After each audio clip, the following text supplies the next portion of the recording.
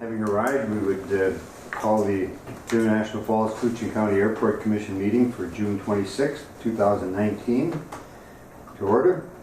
First item on the agenda is public comment. Anyone that wishes to make any public comments at this time? Not. We will move to the minutes of the May 22nd, 2019 meeting. Not 2018. The agenda is 2018. Oh, sorry. Oh. Good morning. Is that you, Bob? Good morning, Sean is here. Oh, Sean, thank you. I move on minutes, Mr. Chair. Okay, we have a motion by Commissioner McBride, I'll second. second by Commissioner Nevinen, to approve the minutes of May 22nd, 2019. Discussion on the motion or the minutes. Hearing none, all those in favor of the motion to approve the minutes signify by saying aye. Aye. Those opposed, same sign. Motion is carried. Good morning, Brent. Were you here for public comment? He's here for a hang. I'm on the agenda. Oh, okay. Oh, great. Thank you. We'll move to the financial statement then. And we have on the regular claims, $25,196.27 for Terminal Project Phase 2.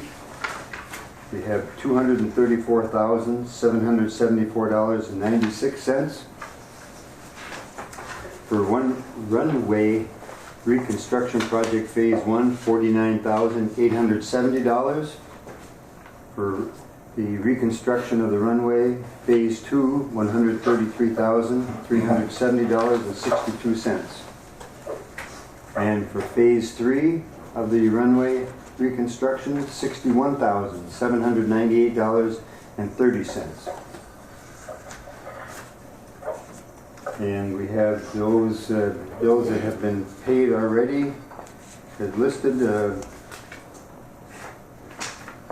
$805.02, $1,175.16, and $4,665.59 for a total of $6,645.77 that were prepaid.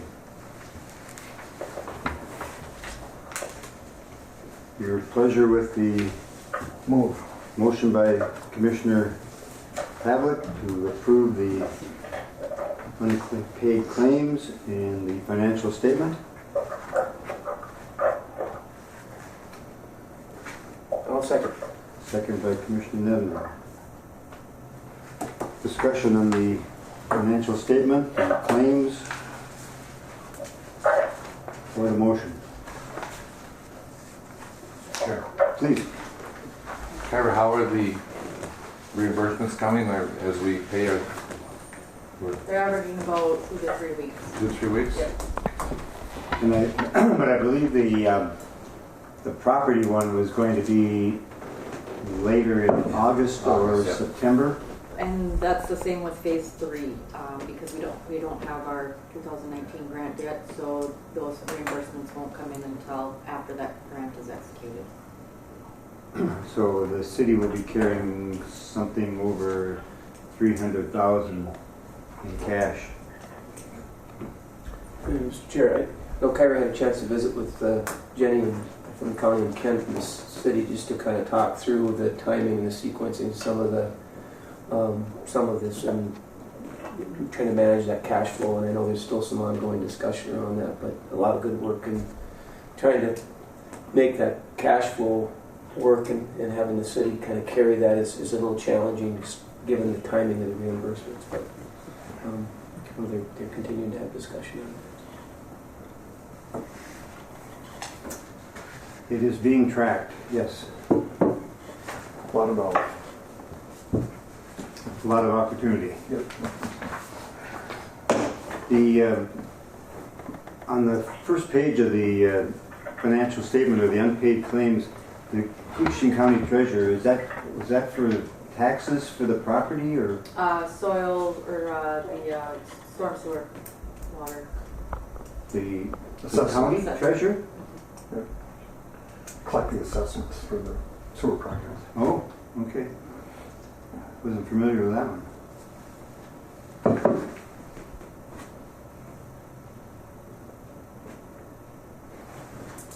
And then one other question on page 2.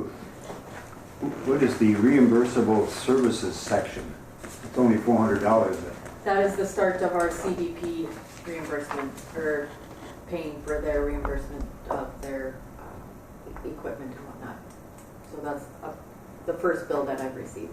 Oh, okay, so that's for the, all their computers and printers and Yes. other information. Okay, all right. Are they, and if I could, Mr. Chair, Sure. they're purchasing that, or we are? We are. Yes, we are, well, they're purchasing it and we are reimbursing them. Okay.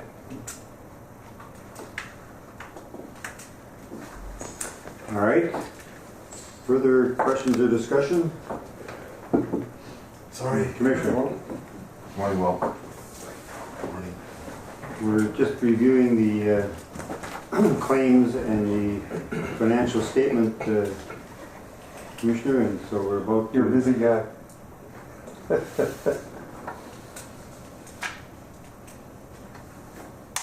There's no further discussion, then the chair would call the question on the financial statement and the payment of the claims. All those in favor of that signify by saying aye. Aye. Those opposed, same sign. Motion is carried. Claims are to be paid and financial statement is accepted. Before we go to the engineer's report, which is going to be quite lengthy, I'm going to call on Tanya to talk about the Voyageurs National Park art and display. If you Sure. would. I think you have a photo in front of you, I hope, of the design that we created. Connie, would you like to come up? Oh, sure. Please.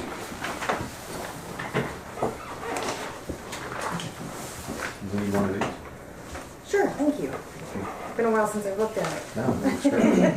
So, a while back, I believe Superintendent Bob DeGrosse approached the commission here to see if we could get some information about the park and the gateway communities and the airport. And so this is the design we came up with according to the wall that we were issued or given notice to prepare. And so those, just to give you a little bit of idea, that is a wall mirror on back of that you're seeing there of the topography of the park. And then the small images on top are glass photos that come from a company called Fracture. They're just a photograph that is embedded in glass and adhered over the mural. So it kind of is like a shadow effect. It comes up and off. And then the map is probably be something very similar as well. And on the map, then it has information about just general, very basic information, and it gives the websites of Destination Voyageurs National Park, which houses all the information for the gateway communities around the park, like commercial services, for example. And then at the bottom there is a place for a brochure rack, and then just the partner logos, and that's kind of the essence of the design. And we were wondering if you liked the design, and if you would approve the design, and if you had questions, first and foremost, on it. Can you tell us a little more about the mural, and is that just, is it glued to the wall, or what, how does it? Unknown at this moment in Okay. time. I am Okay. researching and looking for a company who, usually they come as like very adhesive, a good adhesive that's Okay. not going to come off. So I'm not sure how the removal process would be in the future. Okay, Yeah. I have yet to figure that out. oh, I think it looks very good. I'm pleased that you have a picture of a houseboat in there, you've got campers in there, fishing. Tried to get kind of Activities, the array yeah. of what somebody could see in a snapshot if they came to this area. But the winter is not featured. It is Is not, there- is and we that- can. No, I don't know, I'm just wondering, I mean, I had several different items, and we could take one out, and I could throw in a winter shop. I just think the ski trails are Mhm. an attraction. Okay. I don't know how the snowshoeing goes in the winter out It's there. pretty You- big You at- provide snowshoes. We do. You know, cross country skiing is probably bigger, but snowshoeing is big as well. But snowmobiling, of course, is bigger. And so Well, that's it an idea, depends too. on which photo you wanted to replace it with, or maybe two winter ones. I could pick a snowmobile and a skiing one. Change it out. I think so. On the brochure racket, is that gonna be Voyager National Park information, or would it be available for other people that have We envisioned it to be all the gateway gateway communities? communities. So, for example, Ash River, Cabotogama, International Falls, anybody who'd be associated with Destination Voyagers Crane Lake. National Park, Rainy Lake. Crane yeah. Lake. Crane Crane Lake. Lake, yes. Mhm. Well, Carol won't let me hang a picture, so I'm gonna see that. Looks very nice. Yeah, I think, and this is on the far end of the terminal, and so it takes up that wall down where the luggage rack are, which I think is very, very good. You can see how tall it is too compared to the door on the side here. Yes. It's a huge. Yeah, it'll get their attention. Oh, yes. It's very nice. I would assume the adhesive would be very good. Because, you know, if you've ever seen, back in the 70s, people used to do whole walls with deer scenes or whatever, and they're still stuck there at some houses. So I think that it's probably not easily removed. And the mural scene, do you know where that was at all in the park? Is there any? That's on Rainy Lake. It is? Mhm. Okay, very good. And it was taken by Ray Class, who was an artist in residence in 2006. Very good. Well, I think if the commission is in support of it, I think we should have a motion to approve the concept and, Move. okay, motion by Commissioner Pavlik, Second. second by Commissioner Nevenin to have the Voyagers National Park display at the terminal as envisioned in the presentation to us. Make a couple changes to the photographs Sure. for winter. Yep. Yeah, And yeah. can they be changed out from time to time? or- Yes, I think that we can. Okay, The hardware behind the glass case will allow us to change it out. so that might be helpful too. Good. So then I had a couple more questions. The brochure rack on the bottom, would that replace the brochure rack that we already have existing in the park, in the airport? As we pay, the park pays a monthly fee for the brochure rack, so we're wondering, would there be a fee for putting the mural up? And would it be the same as the existing brochure rack?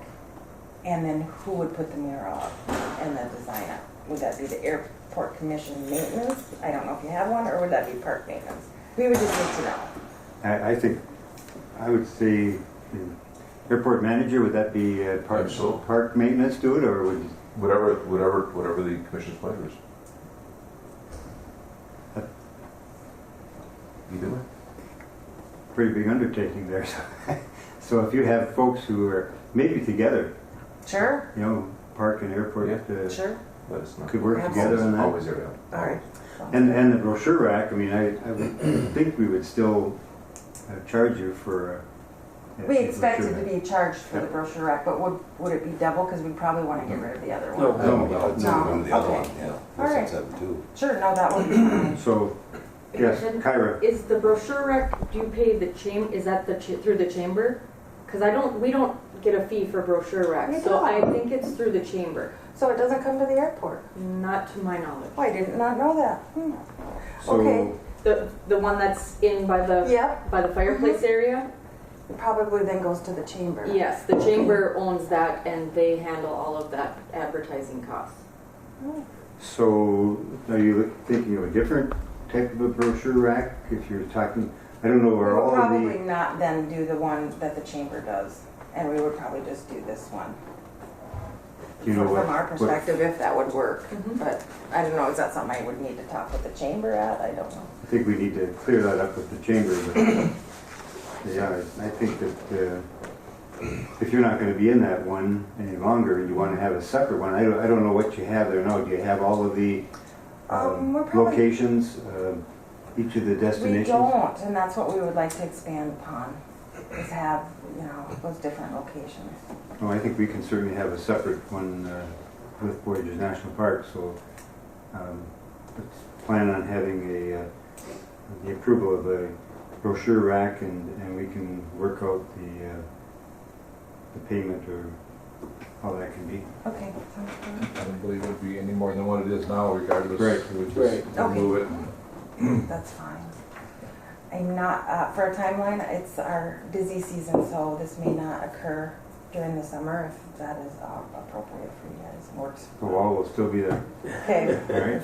It's not a good time for us to do a project. That's great. So- Perfect. Thank you very much. Thank you. I appreciate it. Thank you. Further questions or discussion on the approval of the mural and pictures and brochure rack? Hearing none, all those in favor of the motion to approve signify by saying aye. Aye. Aye. Those opposed, same sign. Motion is carried, and the mural, pictures, and brochure rack are approved. Thank you. Thank you. Thanks for taking the time to be here. Please, Ryan, other guests or do yes, we want to move I'm gonna forward? work, yes, Okay. through that. Tell Bob you only got it because you came in. I'll tell him that. I'll see what he says. We love him. So, Mr. Nelson, I assume? Yeah. All right. Please, Yes. have a seat. So you don't have to sit, because we're gonna have a lot of discussion Yeah, it looks like on you had a long agenda. on projects, yes, we Not do. the kind of airport commission meeting I'm used to. So you, guess, I don't know, Kyra, do you want to introduce, or do you want to, I'm Ryan Nelson, I'm from Wilmer. I bought a cabin up at Ash River, so I've been flying in and out of here for years. I'm friends with Ebles down there at the houseboat business. So I want to build a hangar, and I know there's like one spot left, right? Been working with Katie on we're trying to get wastewater into Ash River. Yeah, I'd like that, because I've got a holding tank right now, and I'd like Yeah. to get rid of that. But, We've been having meetings there. I think we're gonna have another one this coming month, so I mean, if you happen to be around, it's good to have the residents there because it's a huge project, so.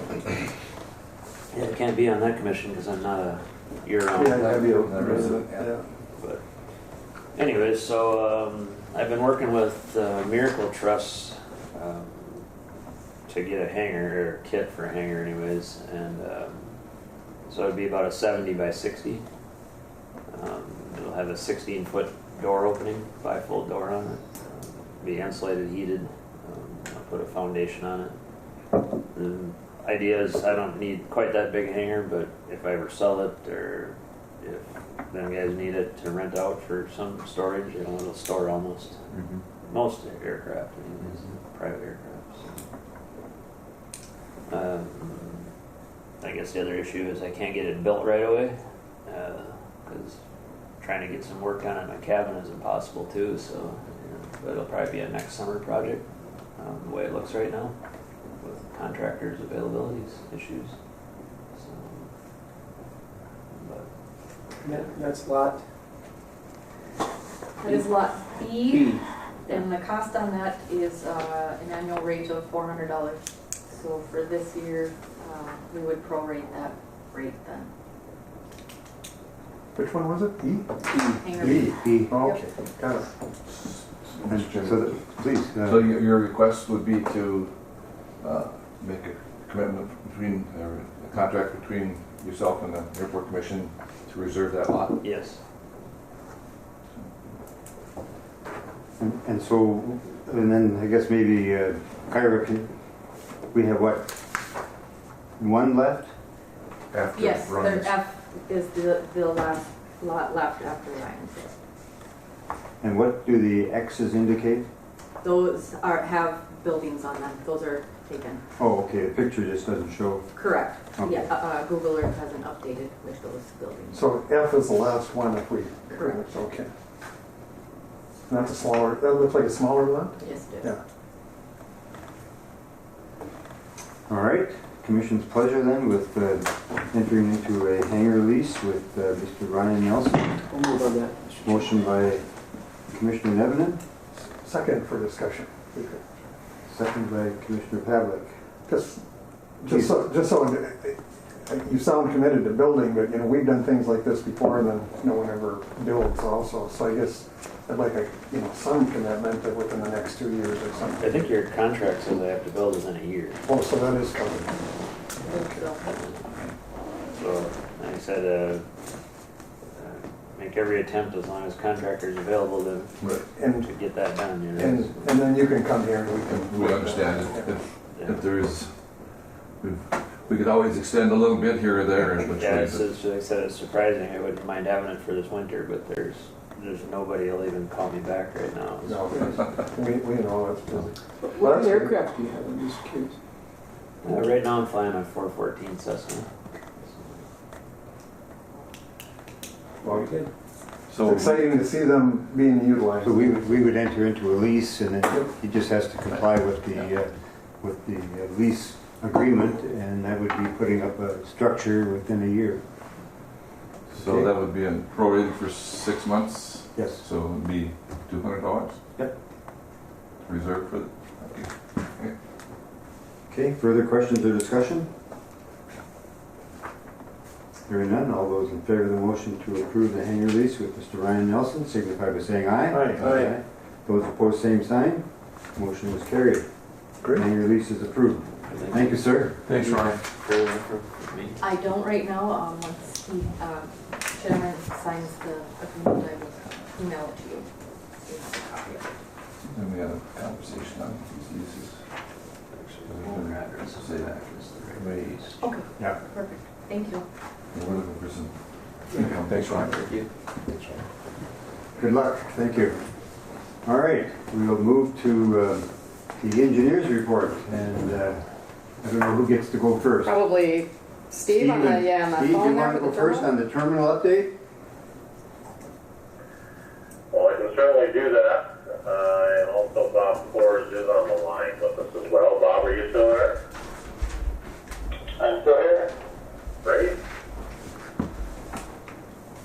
Well, why don't we kind of walk things through, as usual, phase 1, phase 2. Few wrap-up items still on phase 1.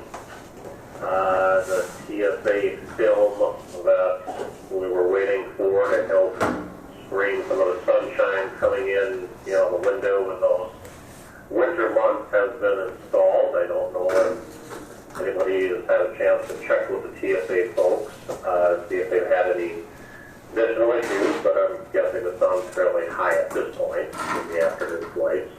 Yeah, no complaints at this point, Steve. So keep an eye on it. We can certainly check in with the TSA folks and see if they have any comments. Steve, Thor is... System check valves are complete.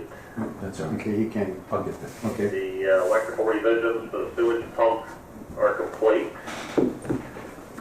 There is a asphalt trench patch that still needs to be finalized, I'll call it. They did a initial temporary patch a year and a half ago, and KGM is still supposed to come out and fix that patch.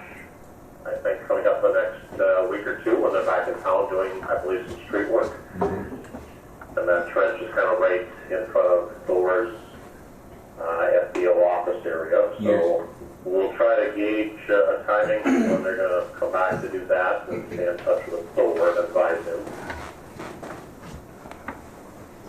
We're continuing research on the jet bridge. Bob Kors and Dustin and I are looking into, similar facilities that may have a jet bridge of, we'll say, similar fashion that might be, back tilted or slanted slightly on the jet bridge section towards the rotunda. We're going to reach out and try to contact some of those user groups at area facilities that may have something similar, whether it's the actual person that may have run the jet bridge or the airport manager, see if they've experienced any similar water leakage issues. I know Brainerd, Bob just sent me a picture of the one from Brainerd. It looks very similar, same type of rotunda, and is slightly back pitched. So I'll be curious to find out if they've had any similar issues. We have reached out to Jeff Heston with Delta to also request his assistance in kind of looking into this a little bit. As you recall, you'd approved that quote from him to come up and take a look and assist. So I'll follow back up with Jeff and see if we can't pin down a time frame for him to come up and do so. So it is ongoing. Our recommendation at this point is to continue holding the retention dollars that you still have for Ameribridge. And we'll also reach back out to John Barowitz with Ameribridge and let him know where that current status is at. So we hope to get a little more traction and information on that over the next few weeks. I hope by the next commission meeting we'll have a better update. We had a comment, I think, at the May commission meeting about the secure waiting area, microphone and Bluetooth speakers that were installed, which, at last check we had talked to Holly a few months back and it all seemed good. I think Brian Gregson mentioned in May that he thought maybe it was not so good. So I'm not sure where the commission may want to go with that. I know Bob Forrest and Justin and I went in and checked, and frankly, we tried the microphone, tried the speakers, and it seemed fine. But I don't know if it's a sporadic issue or if it's too hard to hear if there's a large crowd that may be within that room. I think the option would certainly still be to go purchase another independent PA system, microphone, and speaker system that would be portable, and you can place them speakers and pushes from that would best suit that room. Anybody have any other comments on that? Yes, sure Steve. Brian is there, or Yeah, Steve, it's Thor. witness or here. I don't think that the mic is working. Yeah, Steve, can you hear us? We can, yes. Okay, Thor would like to I think speak. the mic is probably. Yeah, and Is my voice shadowed on that side? I don't know where the speaker is on this. Are you Possibly. picking up Thor? Can you hear me now better, Steve? I can hear you, yes, sir. Thank you. Yeah, on the PA system, I think the issue is exactly as you've mentioned. I think with the background noise, with numerous people in the room, that seems to be an issue. With it, just the clarity is just not there. If you're mixing in the background noise of the conversation, that seems to be where the problem is. So whether it's an increase in the wattage of the speakers or more speakers applied, I'm not sure. Okay.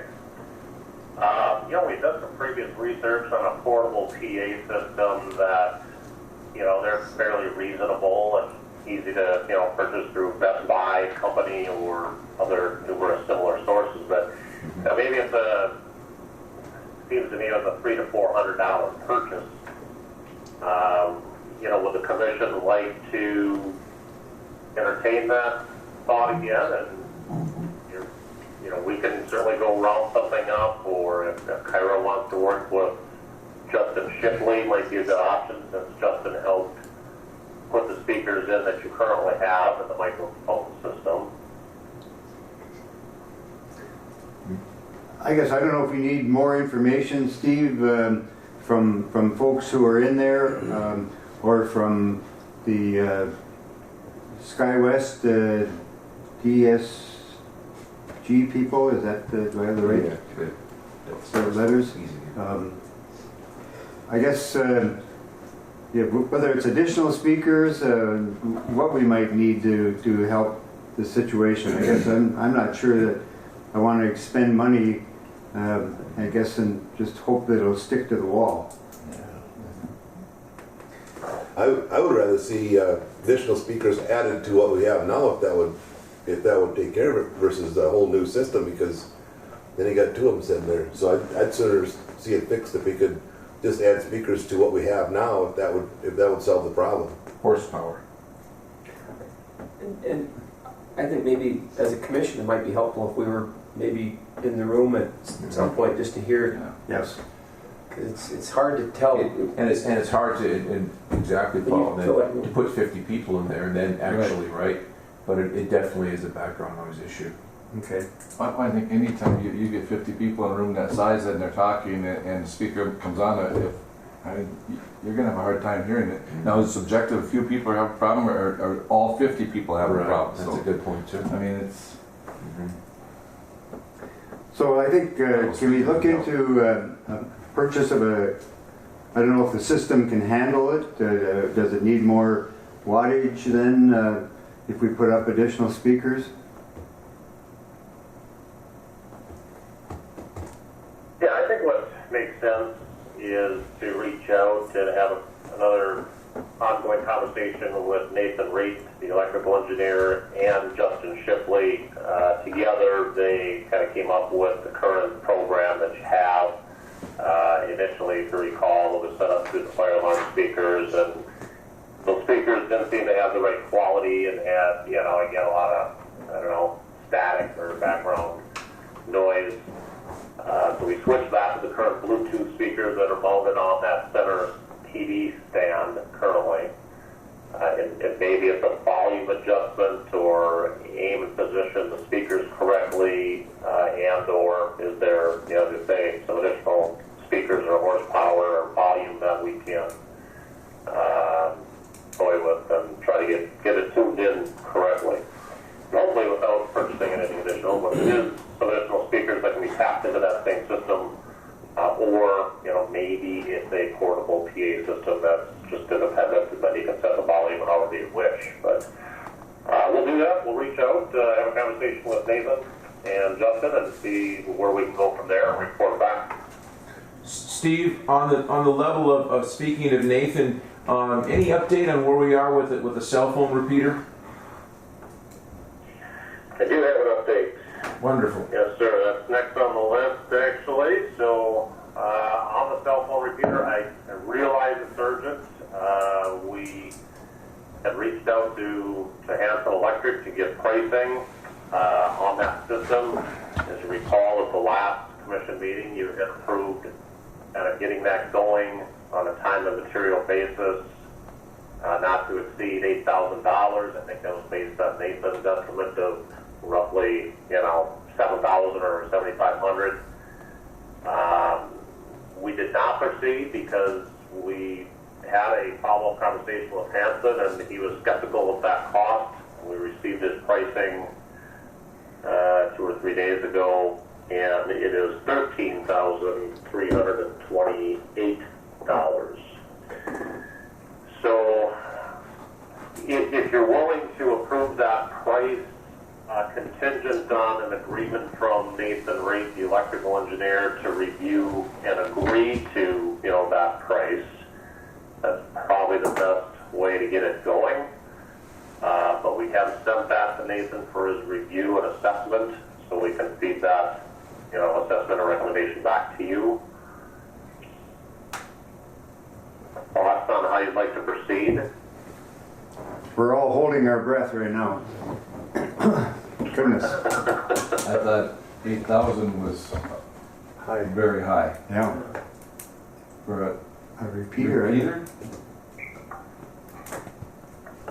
I guess it's a lot more than what I thought it was. What? So I'm understanding this correctly. Did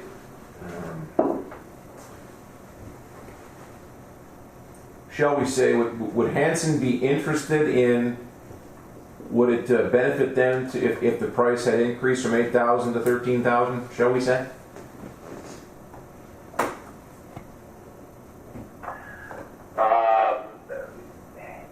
Not sure I heard you quite right, Thor, but I guess is there skin in the game? Is there skin in the game for Hanson to? exceed that price? Is that a thought? Yeah, is there skin in the game for Hanson to increase the value or the estimation from 8,000 to 13,000? I don't think so. I think they've reached out to their vendors and gotten, actual quotes on the equipment and looked at what the actual labor price will be to get up and get that work done. I think they've been pretty fair on all of their pricing, to date. The options could be they're just one vendor. So we could certainly reach out to an additional vendor, maybe a local electrician, maybe Justin Shipley, may be able to, provide a quote for the same thing. There is equipment and, high lift costs and things involved to get up and get this stuff mounted. So part of that plays into this game. But yeah, we can certainly reach out and try to find another quote if you wish. Is this something Tim could handle? Jackson? I don't believe that'd be his expertise, Shipley? but a Justin Shipley or a Lee Hervey or, Yeah, would come to mind. because it's, as I understand it, it's pretty standard off-the-shelf gear. Yeah, It's- on a much smaller scale and a much more simplistic building, 50 by 50, 25 square feet, we cover the building with one, but obviously, this is tremendous amount. I mean, that's 60% more than we were talking about Right. originally. That's just too much. So I guess the question might be, do we want to try to pursue it on this end, or do you want Steve to continue to pursue it at this point? Or do you want to Would you work with him? Oh, of course, Yeah. yeah. I think, because you'd work with Steve and maybe Sure. some of the see local if you, suppliers. if It's- Shipley, and see if they can come I'll up make with sure that Steve makes contact with both Shipley, Hervey, whoever. Yep, Yeah. and Okay. see what they can do. Certainly. All right. Very good. So we'll have Thor and you work together on that one, Steve. That sounds good. Thank you. Steve, thank you for the quick response on the issue with the customs window leaking. Appreciate you for that. Yeah, you're welcome. So All right. it seemed to be a minor. Very minor. You can understand somewhere in the customs area on that front curtain wall, glass wall system. Anderson Glass trying to get their technicians there tomorrow to Yes. understand it, and I think they've already been good at answering the emails and have somebody there that can show them exactly where you saw and witnessed To that their- water coming in. Yeah, to their credit, they responded right away. They felt bad they could not be here today. I said not an issue tomorrow or Friday, so they'll be here tomorrow and we'll show them the exact area. So yeah, very, very pleased with their response and their professionalism. All right, further on phase 2? We do have ongoing punch list items we are working on. Rick and Joe and I are in touch with the contractors that have, individual items. So we're cleaning that list up. One of the things that, is probably more visual at this point that you're probably seeing is some of the exterior metal panel work on the parking lot side, kind of up at that roof line, facial line, still needs to be worked on. We're continuing some detailed reviews with 2 of those vendors, AW Kettle and Range Corners Roofing. So once we get that resolved here in the next couple of days, together with Destinet Alliance, we'll get back after that, staff up some additional parts and pieces, and come back and get that finished. Okay, very good. Couple of things yet to, demobilize. There should still be, I think, 2 temporary trailers there, 1 or 2. I think 2 of them have been removed thus far, but we're waiting on customs to move into their space and vacate their temporary trailer. I know Bob Coors, you had said that you know talked to Brett Chavaz of Customs yesterday, and I think he answered this morning. He does not yet have an update on where they're at in their final equipment purchasing, which I assume is the once that's complete, that they're here to go ahead and move in. So Bob, we'll have to follow back up with Brett and see if we can't get a better gauge on, is this another week or is it another month? How long might it be before they can move in? Kyra, do you have any other knowledge or updates on where they might be at on the equipment purchasing? I do not. She does not at this time, Steve. Okay. And I think we had just the one bill today, Yep. which was pretty minor, $427.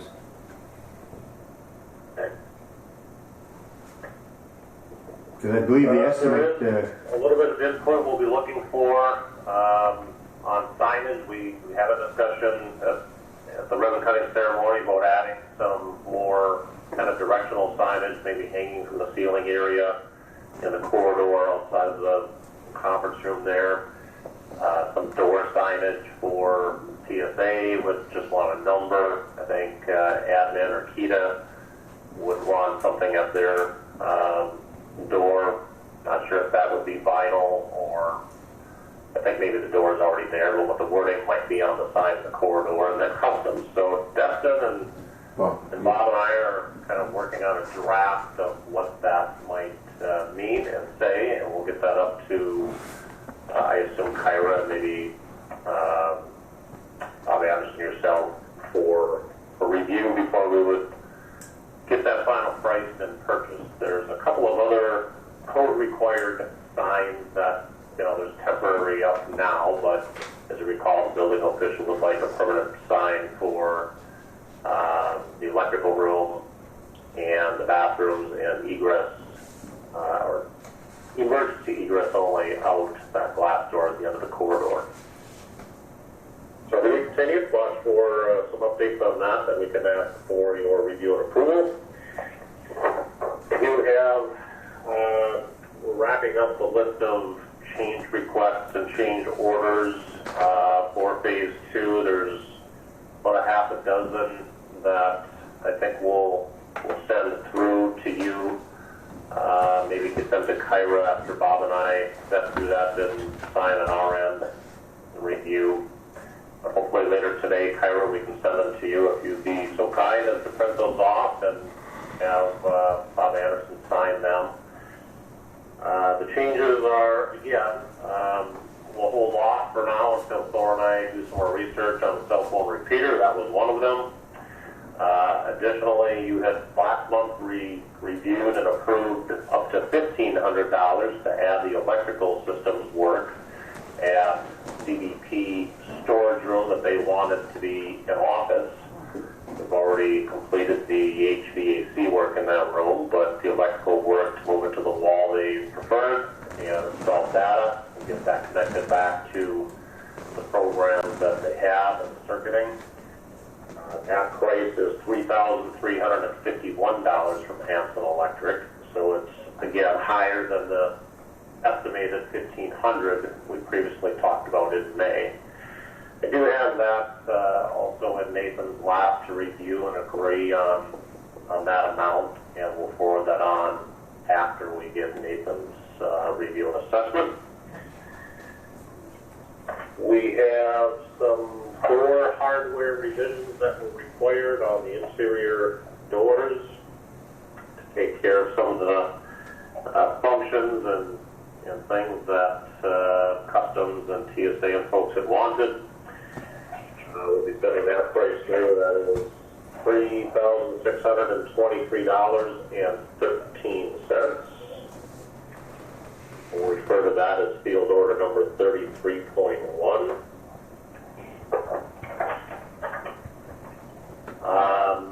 Thor, you may have had a conversation with Hanson Electric or Kenny. My understanding is this work is complete at the parking lot. Some additional security cameras that wanted to be mounted and positioned. I believe they had some leftover or spare cameras from phase 1 that were used. So we have a change request from Hanson Electric for that work, which I believe was completed, for $1,501. That is correct, Steve. It is complete. While we were up last month for the road cutting and kind of doing our punch list and walk around, agreed that the pane of glass that's in the customs post waiting area that used to be kind of around the corner of phase 1 and when we put the addition on, it now becomes an interior window. That had sustained some staining and some scratching on the exterior film surface of that pane of glass. we want to get replaced with just a new clear glass pane, and that is $1,450.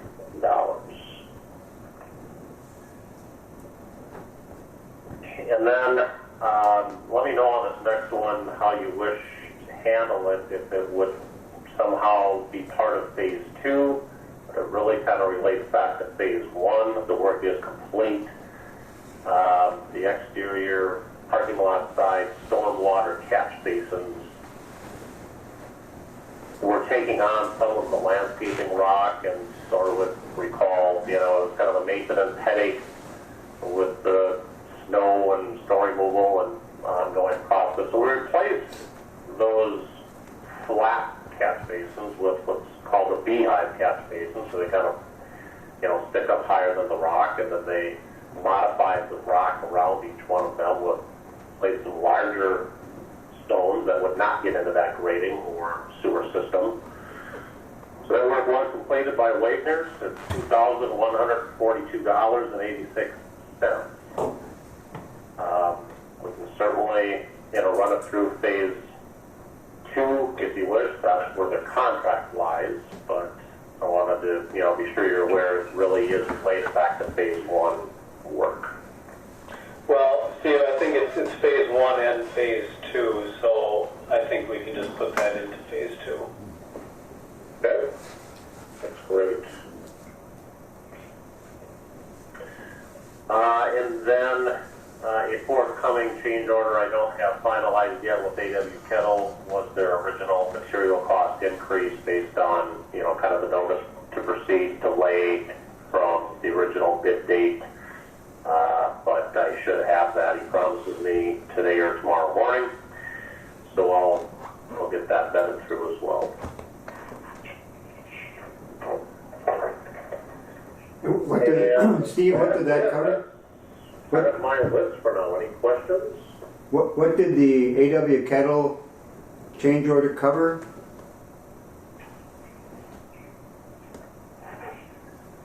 AW Kettle is if you recall, there were 2 or 3 vendors that reached out and said, hey, we've got a material cost increase we're just, you know, advising you of because we exceeded the bid hold period from the original bid date until the notice to proceed was finally issued.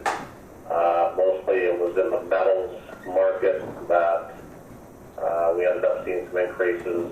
TNT Aggregate had, I think, an increase on their metal frames and door systems. Anderson Glass had one on their aluminum.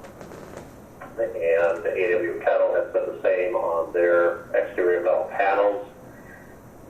So it kind of goes back to one of those original field orders, number 3, I think it was, but he had never gotten this pricing, and we're supposed to see that today or tomorrow morning.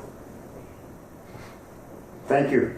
And the estimate on that is going to be about maybe $9,500, $7,500 to $9,500. I'm not sure. We'll see where he lands after he gets that information from his supplier. Well, the FAA held that piece up. So And then hopefully, that should wrap off, you know, the remaining changes for phase 2. We're sending out final billing notices to all of the contractors to let them advise us if they know of anything else that's outstanding and to request their final billings. So with any luck, we could have everything wrapped up, get final bill form, including retention payment at the next month's commission meeting. very good. All right. Commission's pleasure then with the change orders that Steve has outlined, and that's changing the Customs and Border Protection electrical room HVAC at 3351, and door hardware changes at $3,623.13. The security camera installations $1,501. The pane of glass replacement that was scratched at $1,450. The storm sewer catch basin covers at $2,142.86, and then the metal panel increase from A.W. Kettle. Commission's pleasure with those. Good. Motion by Commissioner Pavlik, Second. second by Commissioner Buller. Questions or discussion? Please. Will those be submitted for possible approval? Yes, they'll all be. And I would think, Even phase one is still available for approval for any changes? Okay. well, we haven't closed out. Steve, if you can send me a spreadsheet or a document that says lists all the change orders for both phase 1 and phase 2, so I can kind of see where we're at. The city and county would like to see that also, please. Steve, were you able Yes, to? we can put a recap of both of those together that would show maybe starting costs, ending costs with all approved and processed change orders. Bob and I also chatted about setting up a meeting now, after we've got through these final 6 or 7 items, with Tracy at FAA and Don Berry at MnDOT, and kind of walk through all those so we can understand where their whole percentage, funding adjustments could be to cover X percent of them changes, phase 1 and phase 2. Probably look somewhere after the week of the 4th of July. Maybe we're probably into the week of July 8th or 15th to see if those folks are available for that sit-down meeting. All right, thank you. Further questions or discussion on the part of the commission with regard to the change orders? Hearing none, all those in favor of the motion to approve the change orders signify by saying aye. Aye. Those opposed, same sign. Motion is carried. Change orders are approved. Thank you. Further, Steve? Or Bob? Yes, I don't have anything further. Bob, Coors, anything on phase 1, phase 2 projects? No, I don't have anything further. All right, then we will move to the runway and taxiway reconstruction. And Vanita, you're on. All right, there's a lot to Yes. go through. So we'll get started. You guys remember Chelsea? She's one of 2 engineers that we have in our field out there that's watching the construction. So she's gonna give an update on where phase 1 is, and then maybe throw up a couple pictures. Yeah. Great. And while she's getting set up, I can go through a couple things. One is we encountered some bedrock out there for the storm sewer structures, which I think was a little bit of a surprise to everybody. Right now, because we don't really know the limits of it, we're tracking as time and material. It'll be a change order that'll come out through at the July meeting. We negotiated a price for KGM to do that, and then we'll come back next meeting with that final cost for you guys for approval. That is surprising. Yeah, I was looking at it yesterday, so not exactly what we expected. We do have the first pay application for that I'll leave with Kyra for signature after the meeting. So pay app number 1, it's for the month of June. It's $535,768.47. And they did start right around June 5th, so we're about 3 weeks of work into it, and that's really a lot of the setup for the displaced threshold, a lot of the excavation for the storm sewer, the infield grading between the taxiway and the runway. The bulk of that is included in this first payout. Questions on the payout? All right, so this would go to KGM, the contractor on Correct. the phase 1 on the north end, 1,000 feet. $535,768.47. Commission's approval with that. Motion by Commissioner Pavlik, Second. second by Commissioner Nevin. questions or discussion? And that project was about 6 million? Was it that much? I think it was a little less, right around No, four-ish. 4 million? Four-ish million, Thank you. yeah. Thank you. Lots of money. Yeah. Lots of money. All right, no further questions or discussion. All those in favor of the motion to approve the payment to KGM at $535,768.47 signify by saying aye. Aye. Those opposed, same sign. Motion is carried and the payment is approved. Thank you. I'll turn it over to Chelsea to give the update and show some photos. All right, I'll do just a quick update, but so the display threshold went really well, as you can see in the photo. It's, you know, the paint markings are obviously shifted, and then they did do all of the milling. So on the left, that's the picture of milling, and that has all been complete for the runway and the taxiway. And what kind of depth was the bituminous? It was about 24 inches. 24 inches, okay. On the shoulders, it was about 4 to 8. But the main part of the runway was 24 inches, so it took them quite a while to get that done. And they also did all of the excavation and grading for the runway, so that's all to grade. They just finished putting in all of the drain tile. I have another picture of it here, on the right here.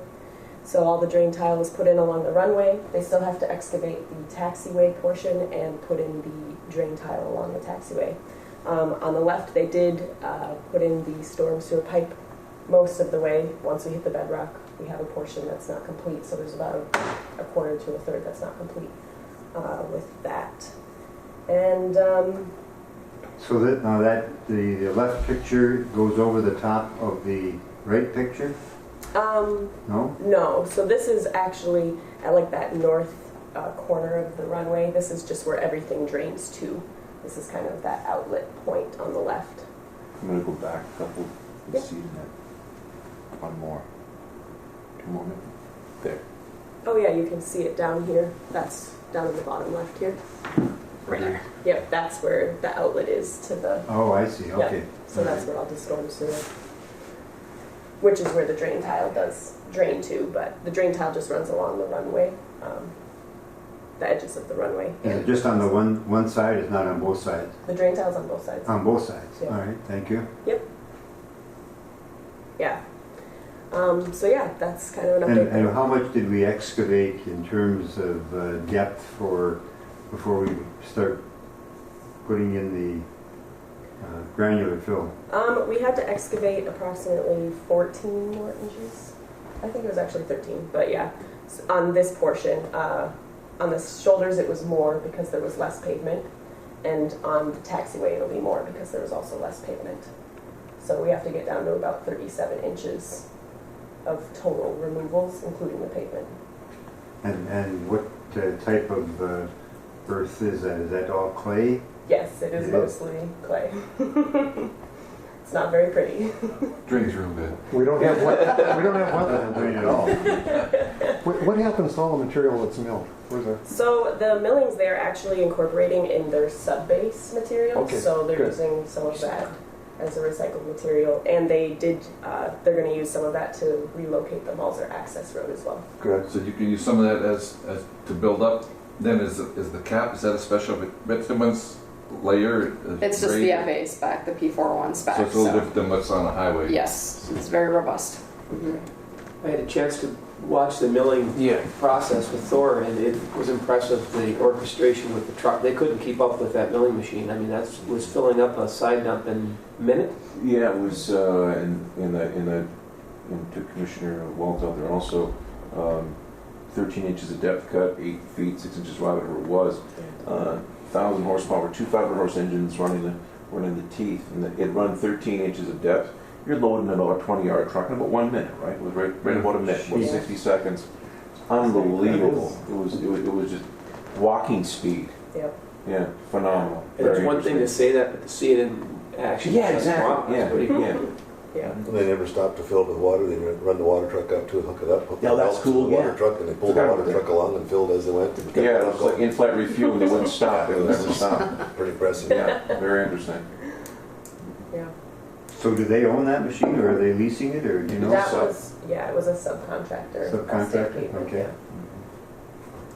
What I thought was cool, and Walt educated me, on the unit, there was, I noticed that the young gentleman, very talented operating the unit, he had a case of Dawn dishwashing soap. And I looked at that, and I thought, that's kind of interesting. And there was a fitting there to a cap to pour the Dawn dishwashing soap in.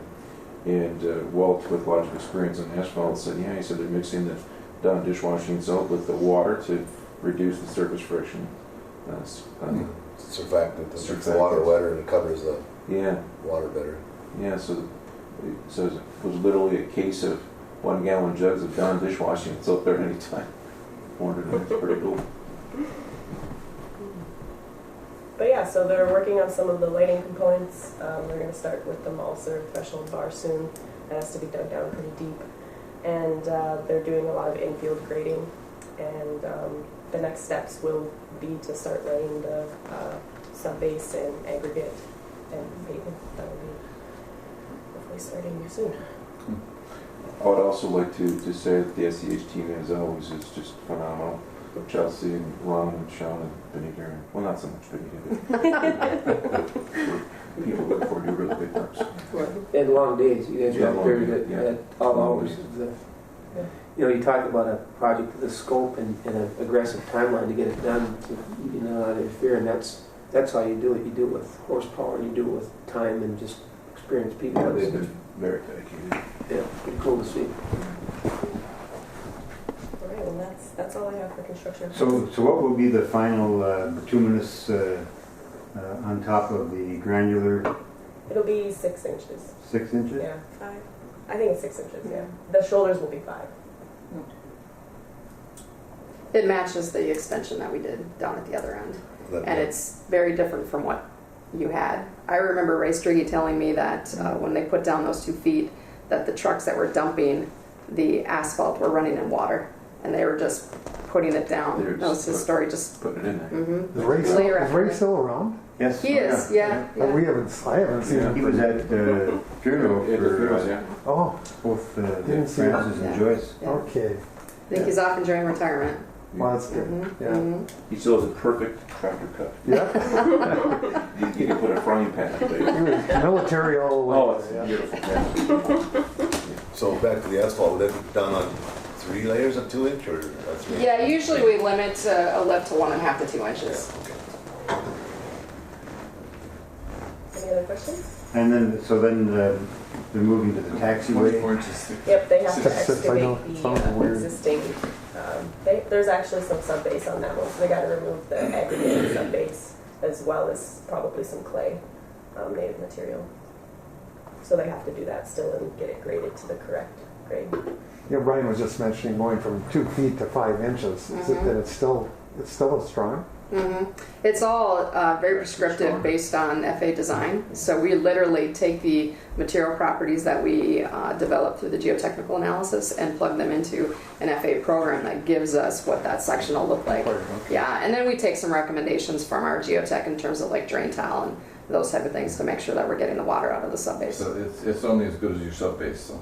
It is. Mm-hmm. And that's, we're changing Like you have, that of course, sub-base, significantly. 6 inches won't support a pickup truck, let alone an aircraft. Exactly. Which is, after time, with the issues that we've had out at the, the last, I don't know, half dozen years where we've done this routine maintenance, trying to address those things that have come up just for exactly that. Wish we'd have found that bedrock all those years ago when we were mitigating wetlands. We could have had an argument there. Canadian shield out there. Yeah. So are they going to have to remove the bedrock, take that down? Yeah, and then maybe you can describe how they're doing it so far. Yeah, so some of them, they have a hammer out there on their backhoe, and it's just hammering at it. I'm sure you've heard it. It was kind of loud Well, last that's what week. that was. Yes. Oh, I heard it the other morning. It's definitely a very slow It's a- process, it's a big machine. but it It sounded like they're driving piles. Yes. It sounded like. Don't want to do dynamite? No, I don't know. They didn't really talk about that. Yeah, I know that it must be, is it a cost effectiveness? I don't know. I'm not sure. I would think just it's not a huge amount. Okay. Yeah. So I think that's It's probably just, yeah. And it's that good Canadian shield. It's As hard as a rock. It's hard as a rock. Yeah. It's very hard, yeah. Benita, the design, has the design specs changed since we put the extension on the other end? Much? No, I don't think so. I mean, in the main Oh, specs, yeah. you know, as far as the Basically bituminous, yeah, they're really the same. But that was the same issue that there, remember? What, Yep. Yeah. Yep. Very interesting. Yeah. Yep. And I think we had one heavy rainfall period in the last 3 weeks with about an inch in 45 minutes. And that caused great problems. No, I mean, it gets pretty wet out there. You can't work when that happens, but it does dry pretty quickly too. The clay does dry fairly quickly. It's kind of nice. So weather has not been too big a factor. No, Monday they were not able to do anything. Mosquitoes.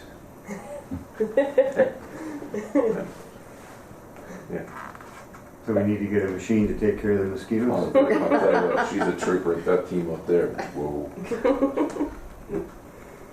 Go ahead, Commissioner.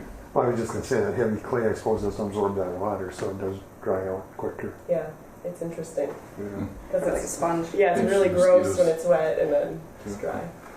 And you say mosquitoes, my wife was in Melbourne, Florida in April into May, and said the love bugs were so bad, you drive down the highway, it sounded like it was rain hitting. And so then they had to fly out, and she goes, how do those jet engines go down the runway and engulfing these millions of love bugs? Process them right through. Extra horsepower or what? But I mean, and we have mosquitoes or something, they bother you, but when you go through a month, you can't even sit outside. It's just black. That's terrible. Yeah, it doesn't sound good at all. And they don't bite or anything, but they just cover you. But they love you. Yes, they do. Well, thank you, Chelsea. That's good, good report. Thank you very much. Any other questions on phase one before we start diving into phase two? No, go ahead. Okay. So the next step is the environmental assessment for phases 2 through 4. So that has been published. We accepted comments through June 12th. We received comments from the EPA and the MPCA as well as one individual. We did the written responses to those letters, and that is included. There are minor revisions to the EA, but the written responses are included as an appendice to the environmental assessment. The FAA has reviewed everything and accepted everything, and they're in the process of writing the finding of no significant impact, so the FONSI. We're actually expecting them to sign off on that this week. That does get redistributed to the agencies and the individual that had a comment. But essentially, once the FONSI is signed by the FAA, we can move forward with the next grant. And so the only written one was from the neighbor, Mr. Steve Early. Correct. Yep. And I guess that was included in our packet today. And I guess the only one that I think that I have questions would be for the use of County Run 108. I don't know what the design of that county road, but I assume it's a 10-ton road, isn't it? Whether it is or not, we see heavy trucks go on it though. Commissioner Buller? No, it's not designed as a 10-ton road yet. It's not? It was going to be at one point, but it didn't take place. It's just this regular 7-ton. 7-ton? But I mean, it's 10-ton in summertime. The road postings are off. Anybody going at summertime, it's just during the road postings where it'll be posted down to 7 or maybe even 5 because it's Probably 5 pretty weak road. Yeah. Okay. But for normal hauling in summertime, it's But just that should not be a problem in the summertime No. for a contractor? No. Okay. And then, as Benita pointed out, the FAA has accepted the environmental assessment and found that there is no significant issues. Correct. Thank you. So the next step with that is we did have some wetland impacts. I know, Wade, this is not your favorite point of discussion. Hold them down. I do have a proposal from SEH to do the agency coordination associated with the wetland permitting and to actually submit the permit application to those agencies to get approval to move forward with the mitigation piece of it. So our proposal is for $10,600. I'll also leave that with Kyra for your consideration. And so, excuse me, motion by Commissioner McBride to approve the SCH contract at $10,600 to mitigate the wetland permitting. Yep, that's the permit application that we do in the agency Permit coordination. application, thank you. Yep. Well, we have no wetlands, so I can't second that. I'll second that. Second by Commissioner Pavlik. Just Questions? the extent of the wetland impacts, how many? Those have been identified though, hadn't they? Yeah, they Yeah. have. I don't know the number offhand, Paul, but I can. It's not, yeah. Sean, do you know that? Are you still on the line what the impacts were? I don't know if he's. I don't recall right now. I think it was, I can actually look it up while you guys are talking. Okay. No worries, I just was curious. Can't remember. And so, in making the application, the cost of the mitigation will be forthcoming from you after. Correct, yeah, and we actually, Natalie White, who's out of our Duluth office, she's a scientist and biologist. She's actually reached out, and I know this one's not going to make Wade happy either, but it looks like roughly $160,000 for the mitigation piece of it. That's an estimate.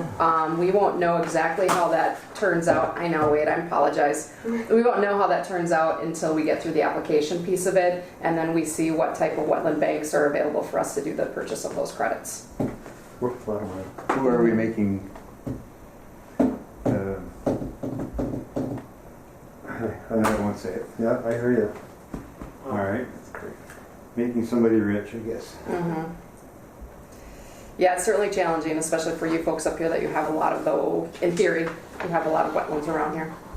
Everything we do costs us much more. Yeah. Mm-hmm. Frustrating, especially for public works projects. I mean, they're needed. But So you'll be coordinating with the Army Corps and Yeah. Bowser? All the agencies, and then, like I said, that's throughout that process of developing that application and what that mitigation plan looks like. So you'll have more details on what that is. Yep, we'll get going on it right away. You know, in terms of timing, I'm thinking towards the end of the year, early 2020, we'll have that dollar value and what that actually looks like.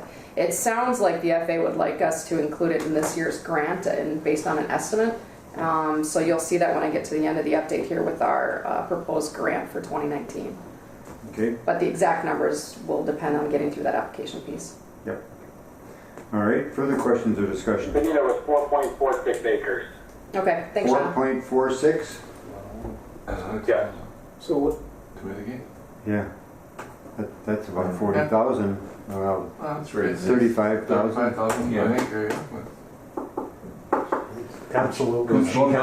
That's the going price. Yeah. What's even more frustrating, if I could, Mr. Please. is then they oftentimes want to mitigate within our watershed. Right. Read the Where we've got all these wetlands. I mean, if you really want to help the country, why are we doing that? Right. Doesn't even make sense. Yeah, that's the main one, is they want to go right in your general watershed Neighbors area. do it that much a week. Exactly. Yeah, I can't even start thinking about that. All right. Further discussion with regard to the SEH contract for $10,600. Hearing none, all those in favor of the motion to approve signify by saying aye. Aye. Those opposed, motion is carried and contract is approved. Thank you. Any other questions on the EA? Okay. So we'll go on to phase 2. So the bid opening for phase 2, which if you recall is reconstruction of the parallel taxiway to runway design standards to use as temporary runway during phase 3. We opened bids for that yesterday. And I was talking to the group before the meeting started. We've seen a lot of high prices. I'm glad that the county hasn't had that same experience, but I was actually going through my head. This is actually the 4th that I've had lately that have come in higher than our estimate. There's just a lot of work out there. We did have a little bit of a surprise. We kind of anticipated that KGM might have the upper hand, having been the contractor for phase 1 and relatively local. But Ullin Brothers is the low bid. Chelsea and I did the bid tabulation last night, and all the numbers checked out. There's one error in KGM's math, but it wasn't enough to impact the final bid amount. So the low bid from Ullin Brothers was $13,754,838.17. I think our recommendation is to move forward with it. They're a reputable contractor. We have had some experience with them, not in the northern region, but in the southern region that was mentioned at the bid opening yesterday. They do show up on a lot of our projects as far as bidders go. So Chelsea actually brought a gentleman from Yulin Brothers to see the site, so they're familiar with what's going on out there. So it is our recommendation to move forward with Yulin Brothers as the low bidder for phase 2. There's still just that pit up by Shake Shaker, don't they? I don't know if they do or not. They've been here for quite a while. Yeah, We used to deal with them. yeah, So the project is a little over $1 million more than the engineer's estimate. correct. Yeah, and I was looking at that. It looks like most of it came from being off on the mobilization, and then the concrete prices. I mean, that's almost the entire amount of the difference between Yulin Brothers and our estimate. Is coming a little under on the concrete. Roughly 300,000, give or take, and then obviously the mobilization was a big difference too. So it'll have an impact on the local share. Yep.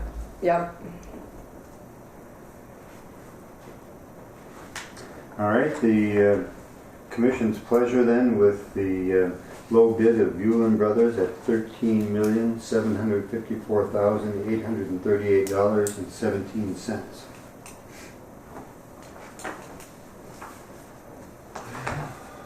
Move. Motion by Commissioner Pavlik. Whoa. to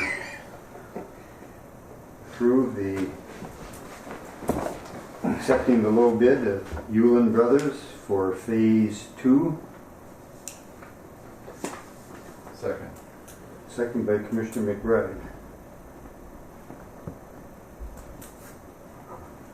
Mr. Chair, and Benita, the bids are so close, really. I mean, in reputation of what we've dealt with KGM, say about sometimes just the familiarity with that. You could go with the other, but Yulin is a very reputable company, so Very. I would accept the recommendation. Yeah. But if there was any doubt, I would have no problem moving to the next bid because they're actually within. They're very close. Yeah. We kind of commiserated amongst ourselves yesterday about how KGM might be feeling to be that close on a big project where they already had phase And 1. what is the difference? It was like 80,000 on a 13 plus. Very close. Yeah, somewhere's around there. I wouldn't have heartburn going the other way, but Yulin is a very reputable company. They are, and it's very sophisticated. They're familiar with it, and they have shown up on airport projects, so they're familiar with the FAA specifications and those type of things too. If I could, Mr. Chair, as we move forward, I think one of the things, certainly at the county, and I would assume the city would want to keep track of the local share and Absolutely. how it increases, because we got to prepare for this. Yeah, absolutely. We'll all be going into budgets in a couple of Yes. months. Yeah, that additional $1 million adds what, 2.5%. 2.5% to the local share. So the question I would have with regard to Yulin Brothers, we don't know what their experience is from the Virginia office, but you've dealt with them on in southern Minnesota. Correct. And is there any expertise that we might expect to come from potentially. airport projects? Or, Yeah. I mean, is that a discussion that will be had with Yulin Brothers? Oh, certainly. So my experience with Yulin was down at the Austin Municipal Airport where Hormel is at, and Hormel has 3 jets, and I don't know, maybe 10 plus years ago it's been. They reconstructed their runway and extended it at the same time. And we had Yulin for both pieces, and that's my experience with them, and it's a very positive experience. That's like I refer to them as very sophisticated. Submittals are on time, responsiveness is good. It was a very positive experience. And the hope or the expectation is, regardless of where their office is, that they have that same type of process for their projects. So They have done work up here. Gold Shores Drive comes to mind. But we had an issue there, not directly from them, but the blaster let, not enough blankets probably, but anyway, they did a blast and it went through Chuck Leopard or his aunt's house, and she was in it. She was sitting in the chair. A rock came 10 Oh, feet, boy. came right through the roof, went through the boathouse, and I mean that's a long way over the blast zone. That's how far Yeah. crazy it got. She could have been killed. Oh, and boy. she was so good about it. I mean, we fixed her house. Oh, you boys. Yeah, she did. But so anyway, we had a come to Jesus meeting, Doug Grindle and I, the next morning, and so they brought in another company to do the blasting, brought in more blast mats. But it just goes to show you how things can get carried away. Someone could have got Absolutely. killed there. So Yeah. that was a bad experience. Yeah. But again, that wasn't Hewlins, that was a contract. That was a contractor, but ultimately who's responsible? The contractor. So that's who we dealt with, was you. Other questions with regard to the accepting the low bid of Buell Brothers for the Phase 2? Do we have any, and this is a sidebar, I guess, not directly to the contract, but do we see this rock outcropping moving in any direction out there? Well, we learned from our first project, so we actually have a quantity now in here. So if we do encounter it, we can address it via line item, Okay. which, avoiding the change order usually saves some costs. So we do have that in here to address it if we come across it. We didn't expect it in Phase 1, we don't expect it in Phase 2, but with the knowledge that we have now, we made sure that was in here. Very good, thank you. Other questions or discussion with regard to the low bid of Buell Brothers for the Phase 2 project? This is all the taxiway. Hearing none, then the chair will place the question on approval of the contract with Buell Brothers at $13,754,838.17. All in favor of that motion signify by saying aye. Aye. Those opposed, same sign. Motion is carried and contract is accepted. Thank you. So we'll get going on that. What accompanies that is the SEH contract for us to do the same thing we're doing right now for Phase 1. Chelsea and Ron can't wait to spend another summer in International Falls, and this will be a long summer. I think we're looking at 42 days for Phase 2, so it's definitely gonna. Summer only lasts about 28 days. Yeah, we're going on the each side of summer for next year's project, so we're gonna do our best to make sure that Thor doesn't lose his mind over or next year. They're already gone. Right? Yeah. So we have a proposal for that for our construction administration and observation services that I'll also leave with Kyra. And I believe you have an independent fee evaluation that came through on this one that maybe you want to share as well. Our proposal was $1,198,200, and I don't think there's any issue with the IP. There was no issue with the IPs, no. Okay. It was right in that range, so. Okay. So, and just so everybody understands, we've done this before, independent fee evaluation. The airport commission has to contract with another firm to basically take our scope of work and then develop their own fee proposal for it. The FAA requires it for any contract over $100,000. So what that really does for you folks, or for any sponsor really, is to ensure that what we're proposing meets the scope, and that you have that independent fee that confirms it. It's oversight for us dummies. All right, we have the SEH Construction Administration proposal of $1,198,200. Commission's pleasure with that? You get all that money, Benita? I do not. Oh. Wait, I would love to, but that is not how it works out. Oh, Motion by Commissioner Pavlik. either way. I was going to say the same thing. And who seconded it? Second by Commissioner Devenon.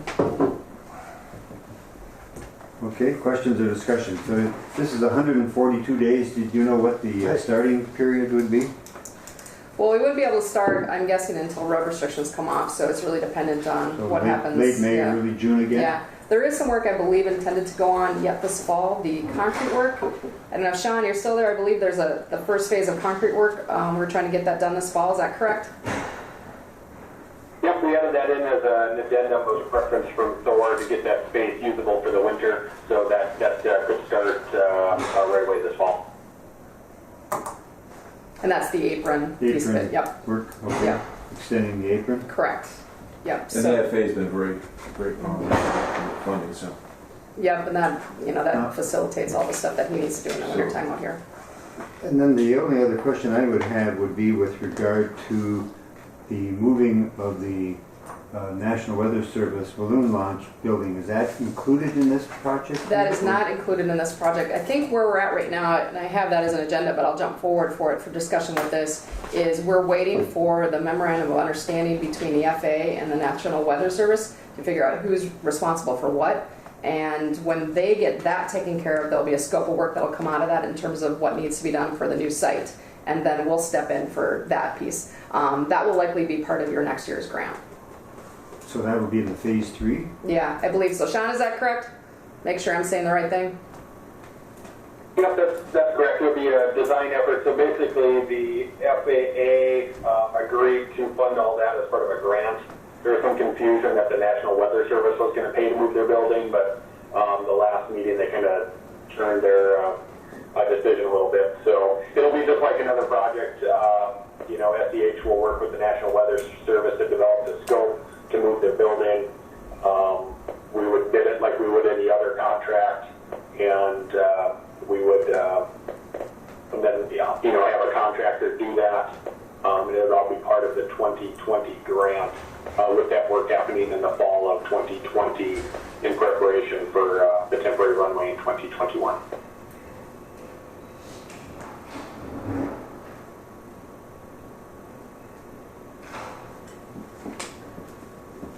All right, so that'll be part of the next grant that we do. Correct. All right. Yep.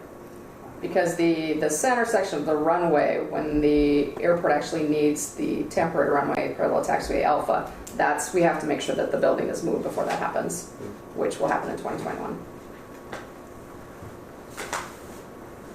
A lot of moving parts. All right. We're on the question of the SEH contract construction administration proposal at $1,198,200. Further discussion on that? Chair would then place the question on approval of the $1,198,200 for SEH for construction administration. All those in favor of that motion signify by saying aye. Aye. Those opposed, same sign. Motion is carried. Sean, you can afford to fuel up that aircraft now. I have Yeah, one. we got a few more trips in us. I have one further question on the on this project that we just approved with Yulin. Are there taxiway lighting that's going to be included in this one? Yes. Yes. And it has to be lit for the parallel taxiway to function as well. So I believe that was vetted out with the FAA as part of the design for the taxiway width and shoulders, was to ensure that we have future taxiway edge lights. Mid Parsons, what is the? Yeah. So the sub listed for Yulin is Parsons out of Duluth, and they're currently doing all the electrical for the Duluth International Airport. And I've worked with both individuals, both Tories at Duluth, and they do a really great job. Okay. All right. Thank you. Two Tories. All right. Let's see. We're down through item. I guess we've taken care of item 2 under D and 3 and 4. So then how about the land, the land acquisition update? Yeah, so I was hoping Jason would be able to call in, and I don't know if he's on the line. Jason, are you there? I know he had another meeting this morning, and he thought maybe he could join around 9:15.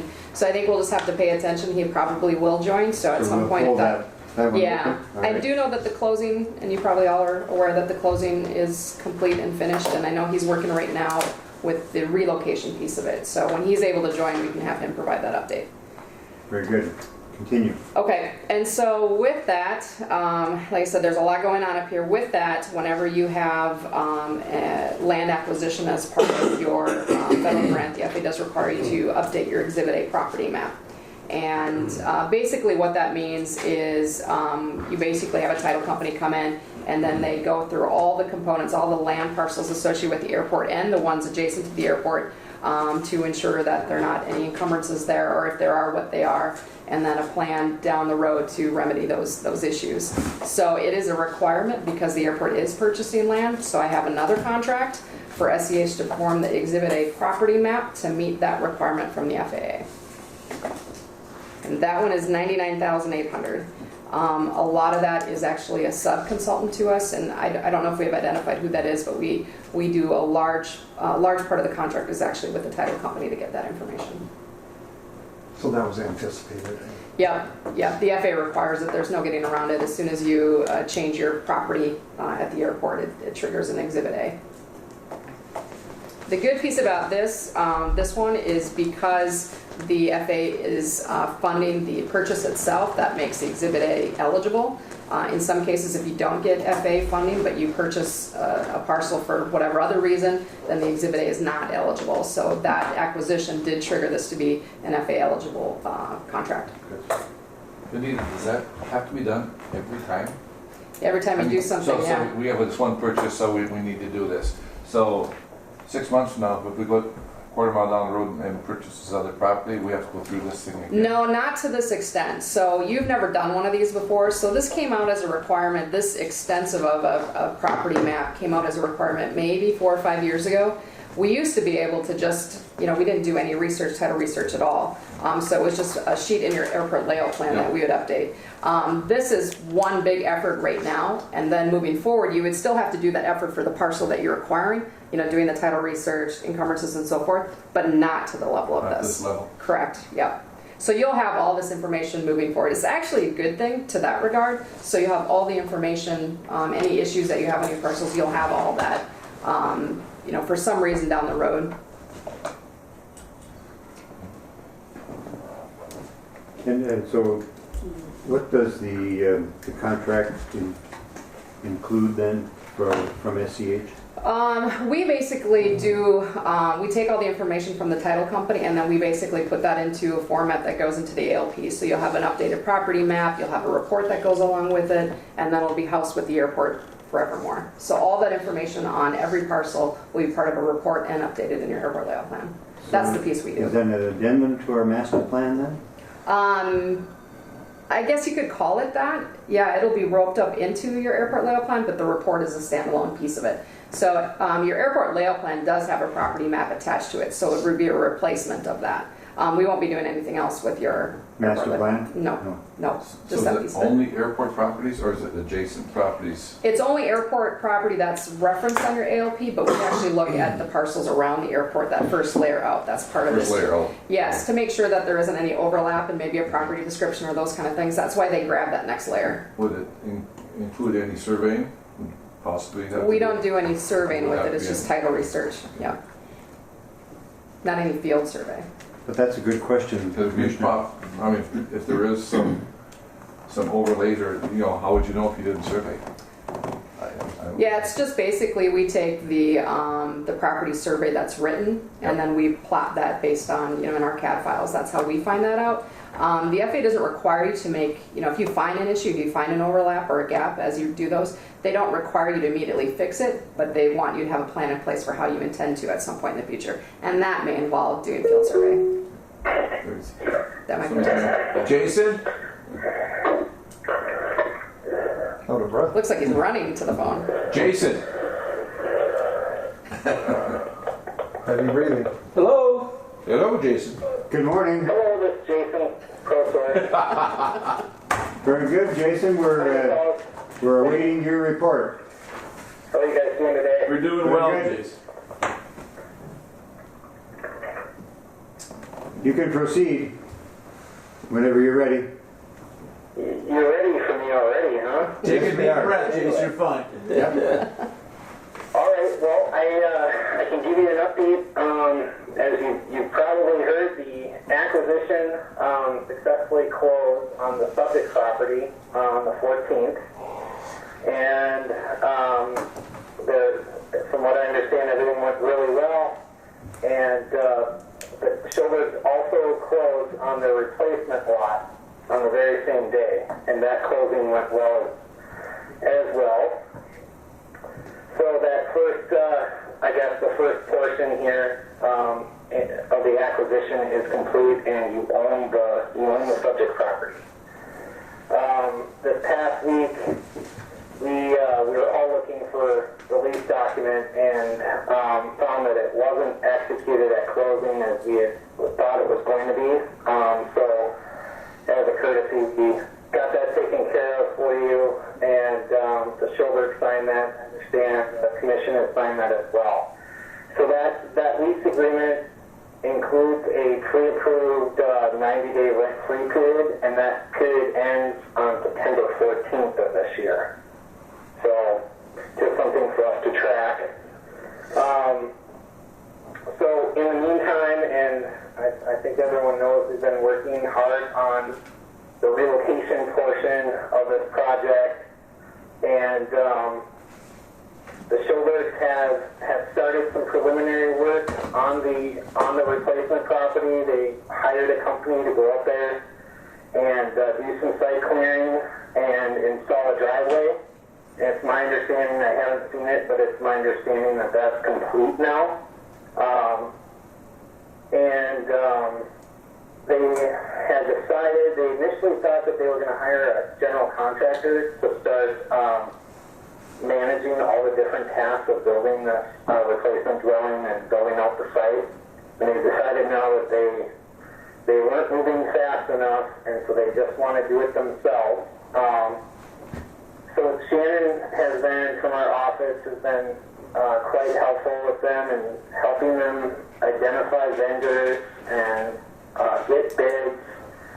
There's been a lot of kind of back and forth. The Schulbergs have gone out and got bids on their own, and you know, we've had to have discussions with them that some of those bids were much too high, and kind of remind them of this budget that we have, and just trying to steer them to stay within that budget. They, even prior to us entering into a contract to purchase the drew up a contract with the Modular Home Company, and so they had moved forward with that, but once we started seeing all the costs coming together and kind of reminding them of the budget that they had to build this replacement property, they've kind of reset and have elected to go back to that home dealer and purchase something a little bit less expensive so that they can try to stay closer within their budget. I think that's going to be kind of the trick to this relocation, is just trying to help them manage the budget and understand the costs and keep everything on track so that they successfully build a replacement site that's decent, safe, and sanitary. So we expect that they'll likely be submitting some costs to us for reimbursement off of the replacement housing payment that they were eligible for and that the commission approved last time I was up there. And so we're going to be considering those on a case-by-case basis and making recommendations to the commission for approval and payment as they come up. However, you know, we've explained to the Schulbergs that the true intent of relocation is to be a reimbursement.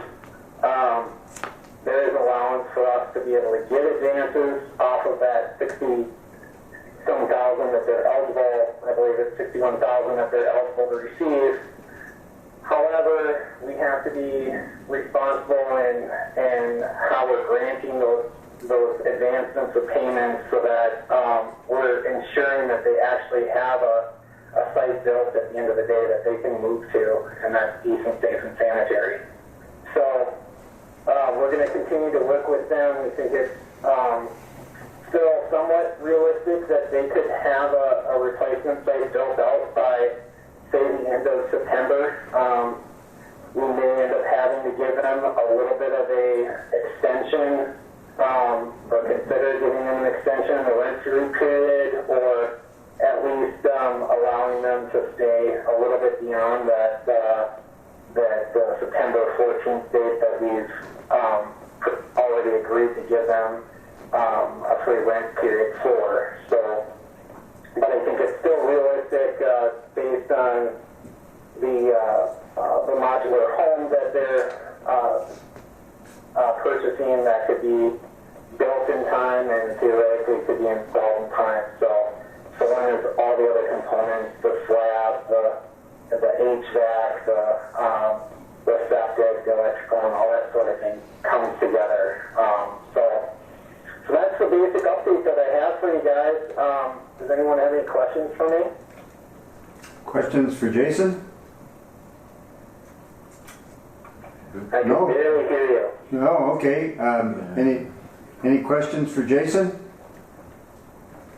And I guess congratulations on the success in getting the closing completed, Jason. That was very helpful, and the lease document getting that approved. So I think we're hopefully well on their way to having a replacement property. I think so. I mean, we still have quite a bit of work to do, and we'll keep doing that. The one request that I had for you guys is if someone was willing and able to make a trip to the replacement site, just to verify that the site is cleared and the driveway has been established there, that might be helpful for us as we come along. Just to make sure that there's progress. I know that FEH has told us they've seen noticeable moving activities happening and the cleanup happening, but I just want to make sure that we're kind of monitoring that, and we can plan to come up maybe on the next visit with FEH and do that ourselves too. But if anyone is willing to do that and can take a look, I think that might be a good idea. I certainly will, Jason, the store. So Thor will take that and visit the site out on Rogers Corner there. I'll go with them because my shack is right across the road. A date. Okay. Commissioner Buller is also interested in making that visit because Expert witness. he has a hunting shack in the vicinity. Oh, perfect. I've got Showboard Buller here. Guns together and blow stuff up. There you go. How's the cleanup going? Well, I know they've filled a couple of units already. So I know when Brian, Commissioner McBride and I visited with them the morning of the closing, they said that they were making good headway and going to continue to work at it. absolutely. So, and they were very appreciative of the 90-day lease. Yeah. Good work. It's gonna take some time. All right. Further, Jason? I don't have anything further unless you guys have questions, and just know that, you know, if anything comes up between now and the next time we talk, feel free to reach out. And you know, I think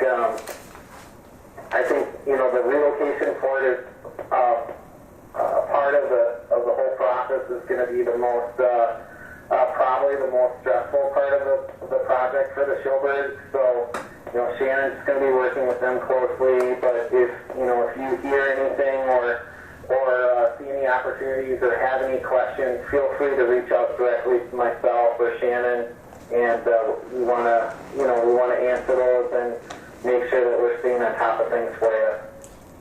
Very good. Okay, thank you for your update. Okay, thank you very much. All righty. Thank you Have very a good much. day. That's been quite a task. You too. Bye-bye. Bye now. All right. If there's nothing further on the land acquisition, we'll move back to the SEH proposal for $99,800.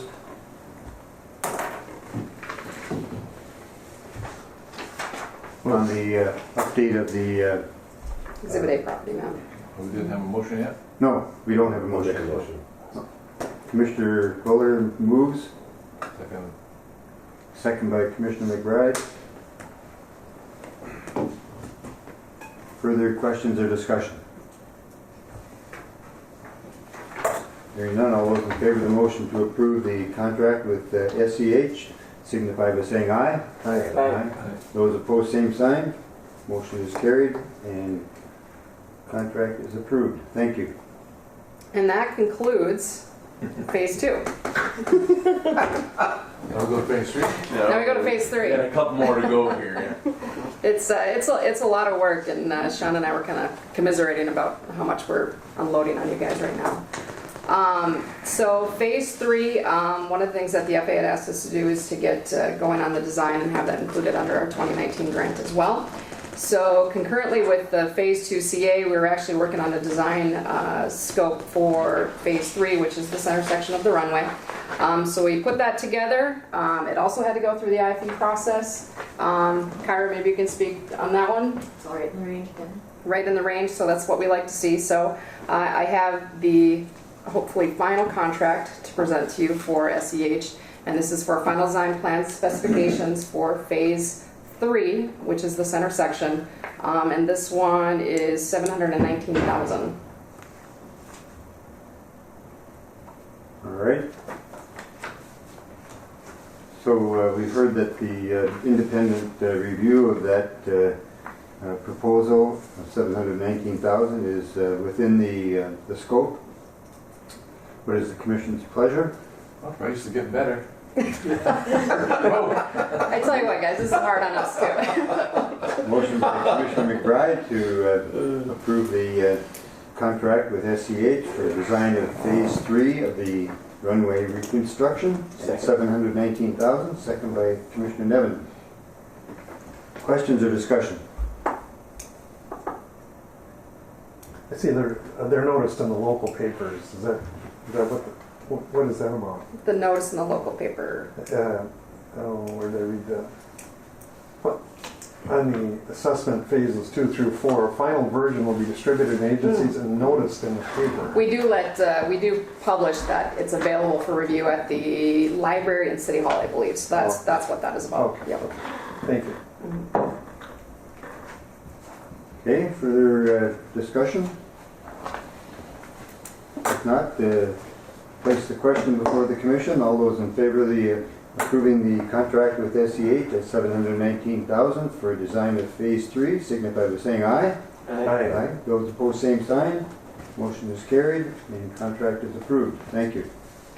Thank you. The only other thing with phase 3 then was what we already discussed with the weather balloon launching facility. So unless there's any questions on that, I can move on to funding. Yes, so the National Weather Service and the FAA are now working on an agreement as to who's going to do what or who's Correct. responsible for what, I guess Correct. would be more correct. Yep. And so the does there need to be a design plan put together for that, and then there'll be the relocation of that facility will be a separate construction.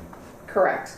Yeah, so once they're done with that, so that they're both on the same page as far as where the responsibilities are and who's paying for all that, then we will actually develop a design scope, much like the one that we just for phase 3, final design plans and specifications for the site grading and the relocation of that building to the new site. And then that will go out for bid just like a standard, one of your other standard projects, and included in your 2020 grant.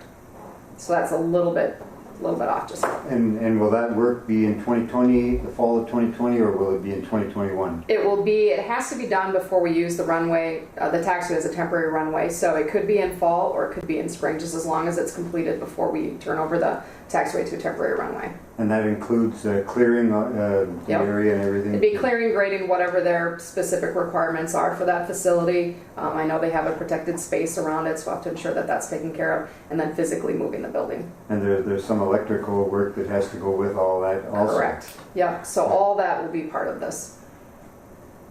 Question, Laura, as we're converting the taxiway into the runway, the planes then all have to use the runway as their taxiway? That's correct. So they'll have to go on the runway to taxi to one end or the other. There'll be no Exactly. In taxiway. fact, it'll be a back taxiing situation the majority of the time. Yeah. Which is taken. There's no other option. No other Well, option. yeah, I guess we'd build another taxiway, but that's Correct. rather. Right. You don't want to do that. It's been again, I can't emphasize enough the credit of SCH and working with the FA and getting the plans approved. It's extraordinarily complex. They must take approval Oh, to use the runway as a taxiway. It took an act of God to get to the point we are right now with phase one. We never, correct me if I'm wrong, frankly, we would never believe from the 139 inspector's perspective what it took for us to get that plan approved. Correct. With, frankly, from a totally practical perspective, it was way overblown and concerning. Okay, I mean there was just no, obviously SCH wasn't going to allow, and we were going to allow a design that was going to, that'd be a safety hazard, but that wasn't good enough in the FAA design. So again, I'm just saying it was just interesting. So.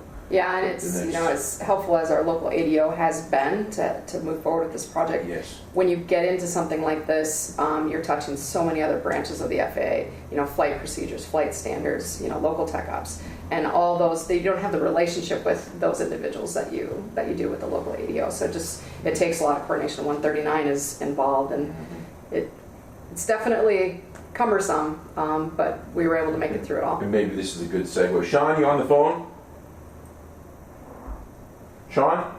Yeah, second. Yeah. We're just talking about our 139 inspector.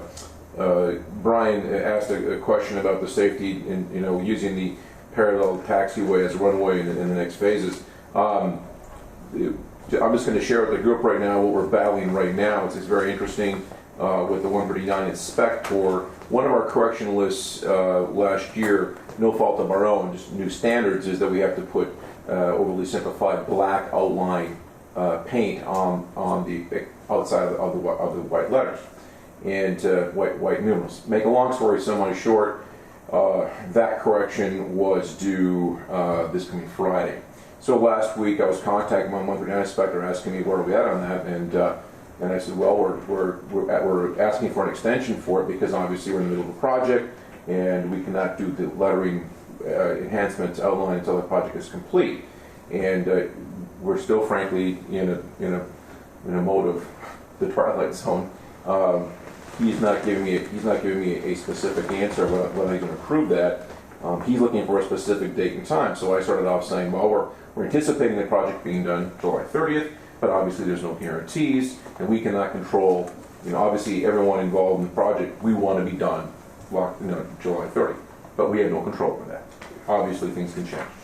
So right now it's just kind of difficult that I sent off a relatively pointed email yesterday saying, well, I mean, we're asking for an extension until the completion of the project. We obviously can't do the correction until the project is completed.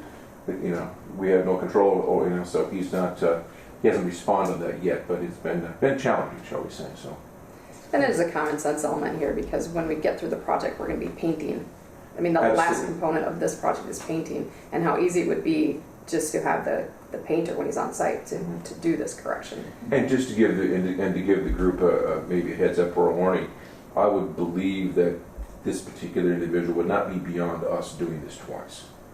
Agreed. Yes, that he possibly will say, okay, you're going to do this section, what's available to you now, and then we don't care. And a week later do it Then we're again. going to tear it up and do it again. And we've already done this to remind the group. We've done this 3 times, right? We did it 3 times. Yeah, we did it. We'll be. So, yeah, interesting. Sorry, I asked. Oh, it's good. I feel better. Thanks, Ryan. Good. I just try to better understand the project and the Sure. safety and the operation. It's a fantastic question, and like Benita shared is that we're there's a practicality and a logical component to it, but boy, I'll tell you what, it's not in that. That's not in their wheelhouse. It's not. Isn't there? Well, the meeting in Duluth in 2018, the spring of 2018, in the SCH office in Duluth, is imprinted on my mind. I'll never forget that meeting and the ability to go forward with the phases of this runway and taxiway reconstruction. Just great. Okay, further on the weather balloon facility, is there any further questions on that at this time?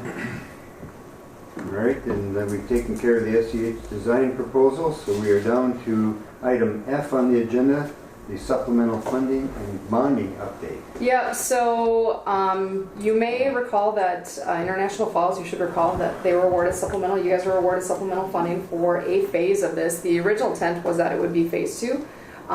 The local ADO had already identified discretionary dollars, so what they're, through their action, or what they would like us to do, is to actually have phase 2 be discretionary dollars, and then we would use a supplemental for phase 3. So what you'll receive this year is the discretionary grant, as was the original plan, and then the supplemental will be part of the center section. So just a point of clarification for that. Bonding piece? And the bonding piece, I believe Mike met with Kyra and got everything submitted, so you're in line for it. We obviously have to, 3 million? I believe it's 3 million, is that right? Yeah, I believe so. Okay. Okay. That's gonna be a pretty big bite. It'll be a pretty big bite, so we'll kind of see how that shakes out. You have all the information submitted as it should be to put you in place for it. Obviously, there's political challenges with that. Yes, and that is going to cover local share for phase 2 and 3. Correct. 2, 3, and 4. 4 is included? I believe 4 is included. Okay. Yep, we put all 3 phases in there. Okay. All right. 24. So we have a group at SEH that includes Mike Larson and it includes a couple of our lobbyists. So we'll just continue to track that as we did for the terminal project and do what we can to keep pushing that one forward. And I would think that would be, that there might be hearings yet this year. And so we need to put together our best pitch for that. So I would think that maybe the bonding committee might be meeting in the fall or something. I don't know where or when they will do that. And we can talk to Mike about that. He has his finger on all that stuff, Okay. so we'll make sure that he's keeping that in mind. Yeah, because we want to be ready for that, not get the last minute notice. Yep. I don't know if Senjum, is he the chair of the bonding? Oh, boy, We'll have I to don't find know. out who the bonding chairs are. Yeah.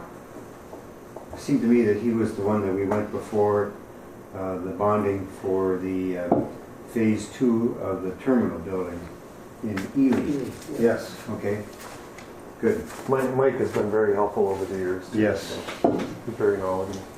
The county's got a bonding request for Panland. 24. Right.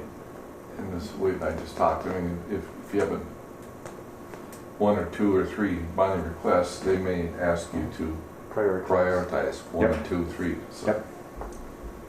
So there's just 2 right now? I think 2 Okay. would be the airport and the other one would be. And what would be, 24. what is the overpass dollar amount? Do you know? Have you got an estimate? I thought it was 3 million. That's all right. That could be. I Was it can't 3 or remember. 4? We also have a request into federal to the build grant. Okay, you're And doing that again? I think we got making that in for about application? 6 million. So. Yeah. Okay. Because that's on the city's agenda to send a letter of support for that. Okay. Well, it remains to be seen what we. Right. Yeah. Okay. All right. Item G then, public involvement. Well, let me back up just one sec. So I wanted to just draw your attention to what Kyra printed out, just so that you have an understanding of what your 2019 grant is going to look like. I will tell you what, I've never seen this many components in a grant before, so just sort of a point of reference for that. So I just want to make sure that you see the total amounts that we're working through and which element is what. So going from top to bottom, this grant will include the environmental assessment for phases 2, 3, 4. The next one? Yep. The next one. Okay. Yep. So the environmental assessment for phases 2, 3, and 4. The property acquisition is what Jason and ProSource helped us out with. The cost for the property acquisition and the relocation for Schoberg is in there. Taxiway construction, this is Euland's bid, is in there. SEH construction administration. Phase 3 design. The Exhibit A property map. The wetland permitting. The mitigation estimate, we'll be using that number for now. And then the reimbursable agreement associated with the VOR. That brings us to $16.6 million in a total grant amount. FA share is 95% of that, which is roughly the $15.8 million, and then the local share between MnDOT and the city and county is $415.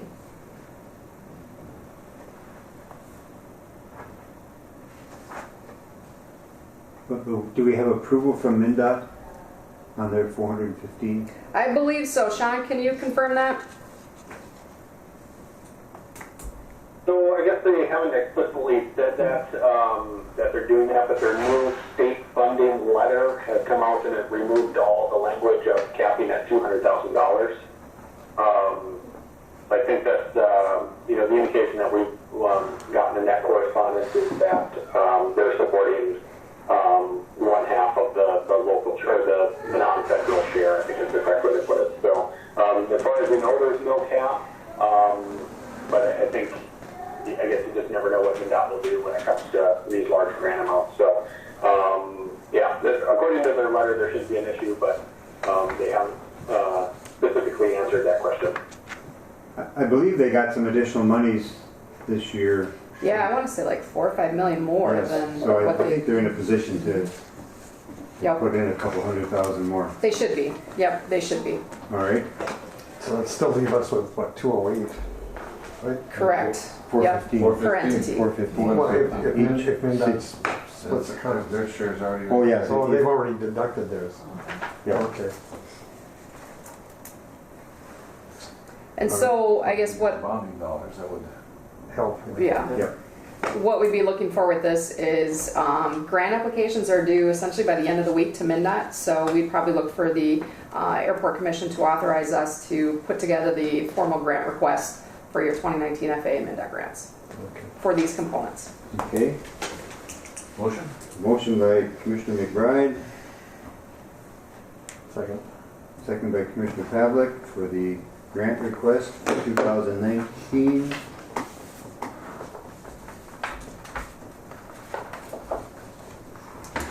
And that would be for the $16,627,664.11. Put it down to the penny. Yes. All right.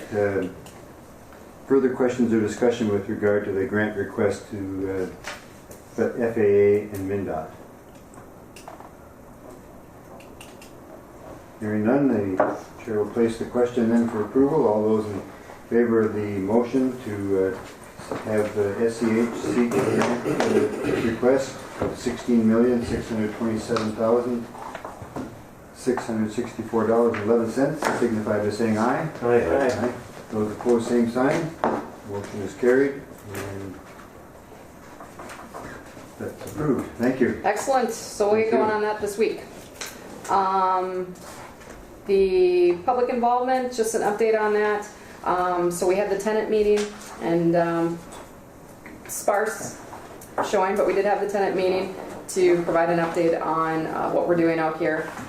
We've also, I don't know if you want to talk a little bit about that. No, go ahead. You're doing great. Yeah. I'll just leave those sparse attendance. Yes, sparse. But we did do the written engagement, so we mailed out the neighborhood notification, just so everybody understands, what's going on this year in terms of construction. The tenant notification, same thing. And then there are flyers, I believe, that we've set up at Einerson. So as the transient pilots come in, Thor's customers come in, they get an idea of what the project is. So we're continuing to do those type of things. We'll continue those efforts as well. Two questions. One, have we had any issues other than the Sun Country concern with the shortened runway right now? And we're at about 5,800 feet? Yeah, 56 available. 56. Depends on, and actually if you push, you can go to 6,000. But we've had some customers, not a lot, pretty minor issue. We've had customers that, as an example, are coming from California, stopping here, filling up fuel, and at times the balance fuel link doesn't work for them, so they're going elsewhere. But that hasn't been a high number of issues at all. So yeah, non-issue for us. We've got to stay on the game with Delta SkyWest at that 5,600 fleet balance fuel length for that particular aircraft. It's pretty tight if they have any water on the runway. And the young crews are pretty concerned about it, and we're working very close to them constantly on the phone or on the radio, telling them it's okay, what have you. We had that experience just the day before yesterday, and because when they departed Minneapolis, they knew that we had a relatively heavy rain event happening here at that time. They were concerned about wet runway services. So yeah, but no, pretty pretty minimal. Have we had any displaced passengers at this? An interesting question. Week ago, very interesting. Same pilots arrived, aircraft arrived, and somewhere between the time that they arrived and they ordered fuel through their dispatch, they frankly forgot that they had landed, being very honest, on a relatively short runway. They thought, and so what happened was they put X amount of fuel on, and all of a sudden they realized Exceeded their weight. we exceeded our weight for this runway. So, except for that runway leg for that particular day of performance day. So they had to, they definitely, shall we say, bumped 3 passengers. I believe they were considered pretty good, but yeah, and just how the whole thing goes, not whining and crying, but kind of interesting.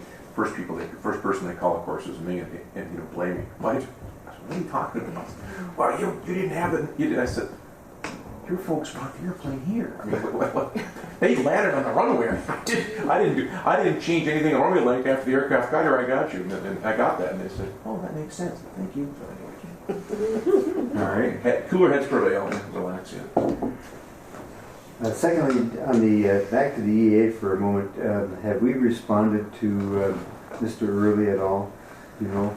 Yeah, all the written responses we got by June 12th are now in the appendice of the environmental assessment. So he can actually, we'll mail him a final copy too, so he'll be able to see our written response to his concerns. Very good. Thank you. All right, further under public involvement or stakeholder. When will he get that? I'm just curious. Are we talking long? Well, so FA is reviewing and it's signing it right now. So as soon as Josh Fitzpatrick at the FA officially signs it, that's when it'll get redistributed. Okay. So he's supposed to sign it this week. So I would say within maybe 2 weeks, they should have a copy of it. Good. Yeah. Thank you. All right. Further questions? I think your concern is if it'd be too long to reply, at least if we let him know that a reply is coming. Right. So he's not thinking we're ignoring his Comments. Concerns. Yeah. All right. Very good. And then the only final update is that we paused with the FA coordination meetings during June, primarily because they're writing a ton of grants. Everybody's really busy. We're kicking off construction. Those are going to resume. We're planning for having our next one probably in July or August, depending on the ADO schedule. So a little bit of a pause, but to be determined. We'll get going again. Very good. And that's it. Is that all? Yeah, that's all. I do want to say, kind of overarching, is we certainly do appreciate your trust in our team, and I know this was a lot going on today, but the bar is high for ourselves, and we'll make sure that we do a good job for you guys. You always have, and our expectations They should be high. should be high. That's right. Thank you. Thank you. Good work. All right, we'll go to old business, and we have the parking lot signage and layout, and so Yes. you're continuing to review that? Still continuing, yeah. Kyra has been in contact. We've had some great discussions. Frankly, I've been a little bit inundated with the projects, but one thing has happened that pleasantly surprised, or since the construction trailers have been removed from the parking lot, that has dramatically improved the situation. Is that your observation, Paul? Correct. Yeah. Okay. Not to belittle the ideas and the plans. We'll still let us keep thinking. Oh yeah, about this that. is going to be on there for some months, and All so right. maybe by the time the snow flies, we'll have everything figured that out. would be really nice. That would be helpful to us. That's always an issue. No, I think you just got to keep observing it and then decide where we need to do signage. Okay. If there's rental car signs that need to go up, or if we need to. Sure. I don't remember if And maybe Davis was going to get some signs, or they were going to provide some of their Yeah, own. I mean, that's- we just need to be thinking about all the questions. Kyra, any ideas, inputs, things we talked about? Isn't it the long-term parking was, For- and I think that was Walt, when you're concerned about the long-term parking, Yeah. If they're gonna be here for 3 months, maybe they should be out the ways or Right. whatever. Or I know last winter when you're plowing snow, there's cars that were sitting there, were parked there for a month, you gotta plow around. Yeah, and they're drive right around. prime, You can't. prime spots, 50 feet from the door. Exactly. So, no, I think we need to Right. designate a long-term parking, and I'm not so sure that, what And- consists as long-term. And I've shared this with Kyra and Paul, is that frankly, the airport has been pretty generous to those folks with the ultra long-term parking. Maybe that should change. I'm not sure how we should really implement that, but we should come up with it, frankly, it's being very honest, it would be nice if they kept their ultra long range, parking vehicles off the airport. And for the sake of the conversation, when they make their first shooting this spring, they call up XYZ Storage Company, a Ricky Roach, whatever, a person. And Well, and if we need to do that, I mean, we certainly can, as an Yeah. airport commission, designate I that think if it's very they're gonna generous. be here longer than 2 weeks or Correct. 30 days, that you have to move off the airport. Yes. Yeah. We can certainly get to that if we have to. Yes. I think it's time to Has to retrain be. some of those folks. It's just time. Retrain is a great description of this.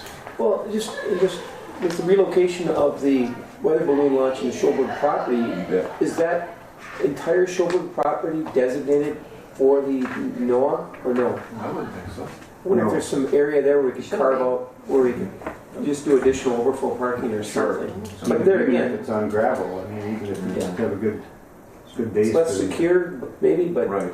whatever. But That I would charge To it. me, that would be a much better idea because, I hear from people, that's one of the things they love is that they can come here You bet. and park. And I mean, and we have been very generous. But if we could still manage to keep some parking area that doesn't tie up our main area here, maybe that would make sense. I'm going. I guess the other question I would have is with regard to the limousines and vans. Yes. Has there been any issues in front of the terminal itself? Have we had any? No, not recently, that I'm aware of. I'm just wondering if we needed to paint yellow. So far, they've been behaving pretty well. Yeah, Yeah. I don't want to do it if we don't have to, but if we do, Right. the city crew is doing it now for the summer. I mean, we could get some Something painting there. done Okay. in the short term, but you decide here in the Right next now. couple of weeks. Okay. It's a good point, Bob. And another observation about being here is just how many of those lodges now have their own transportation. Correct. And they're getting a little bit bigger, and then you've got even some folks in the lot with pulling boats and parking and double. It's kind of a mishmash at And certain they're times, on but and they're on a mission. yeah. Yeah, But yeah. I haven't seen any real conflicts. Yeah, not bad. Okay. A lot of it though. All right, more to come on parking. Thank you. And then the item on the Boyer property, and Thor, you have been meeting with the Boyers. Yes, and I greatly appreciated that Kyra did some parallel research.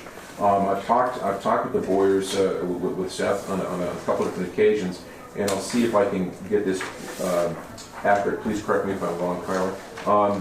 Right now, with the appraisal at being at $10,000, I contacted the Boyers 2 weeks ago now, and kind of restarted that conversation, relit the conversation, and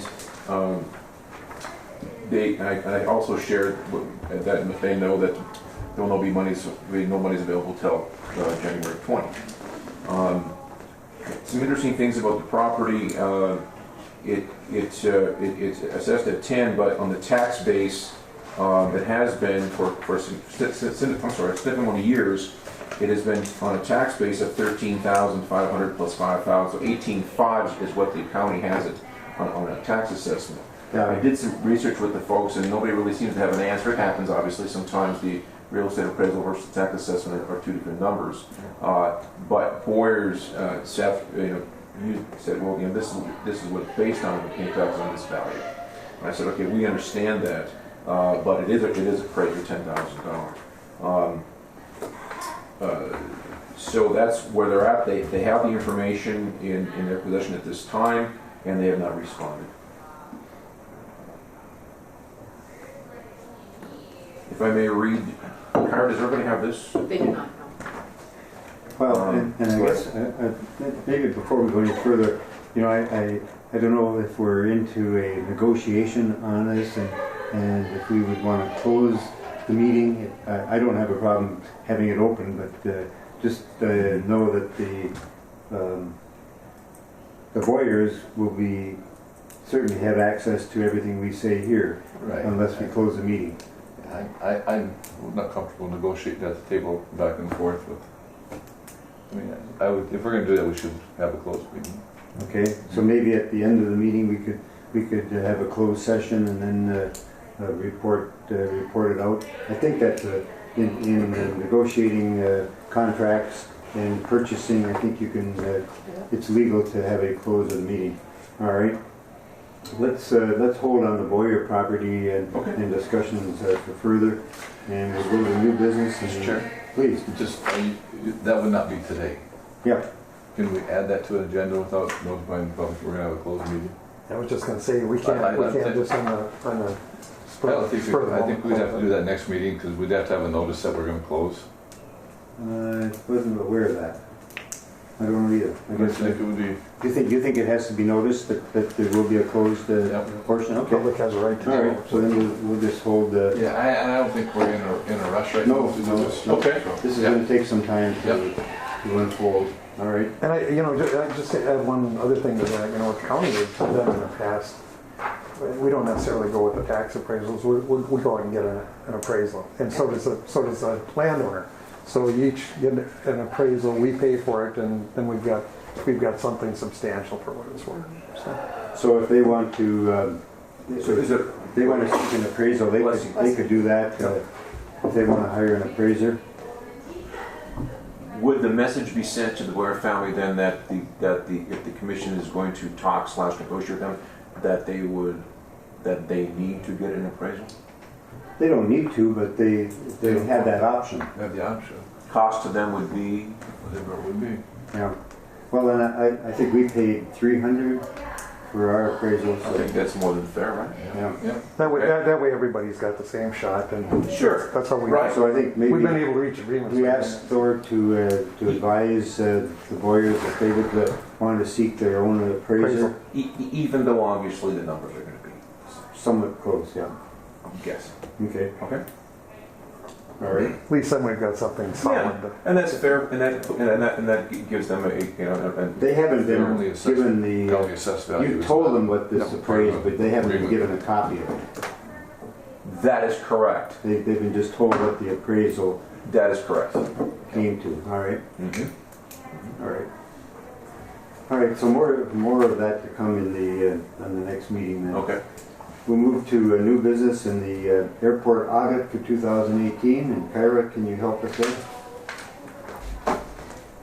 I emailed out the audit yesterday, and I did put the letter, the report to members of government in the packet.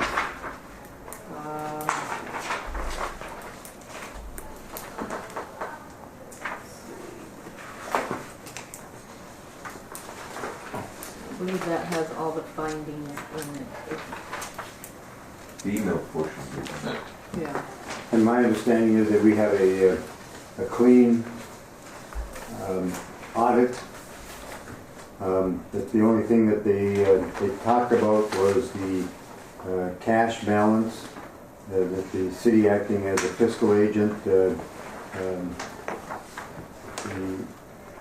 and they are suggesting to the city that they set up a separate account. And I'm not sure how that works, but that would be something for the city and the auditor to discuss. But they think there should be a separate account. Now, when that happens, then there's no money in the account. I don't know if the city backs it up as they have been, or so we need to get a lot more information about that piece of it. But that's just a recommendation. It has nothing to do with the audit, and that we do have a clean audit. So, Any motion to accept? yes. Can I just make one comment, just based on experience? So we've had 2 communities now that have come out with a finding on their audits based on the AIP handbook requires the sponsor to ensure before they award a contract to a contractor that they need to go and make sure that contractor is not debarred and is legally able to do work in the state of Minnesota.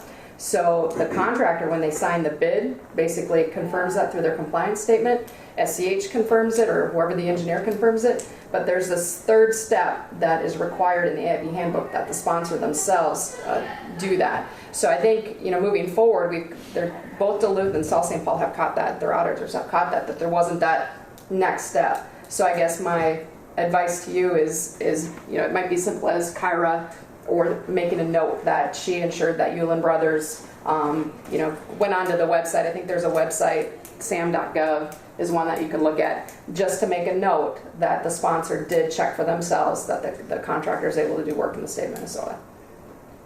So that sponsor would be the Airport Commission, Correct. not the City of International. No, it would be the Airport Commission. Yep. Right. Yep. Just because we've seen two now, and nobody's ever heard of it before, but it's come up twice. So just, I guess, a word of advice to make sure that you do that one other step. So we need to take an action and have Yulin, and you believe that they have, as part of their bid, stated that They have, but it's actually not enough unless the commission does it as well. So Yulin confirms that they can do the work. SEH confirms that Yulin can do the work. The commission needs to confirm that Yulin is doing the work, can legally do the work, that they're not debarred in any way, that there's not any issues with them legally doing construction work in the state of Minnesota.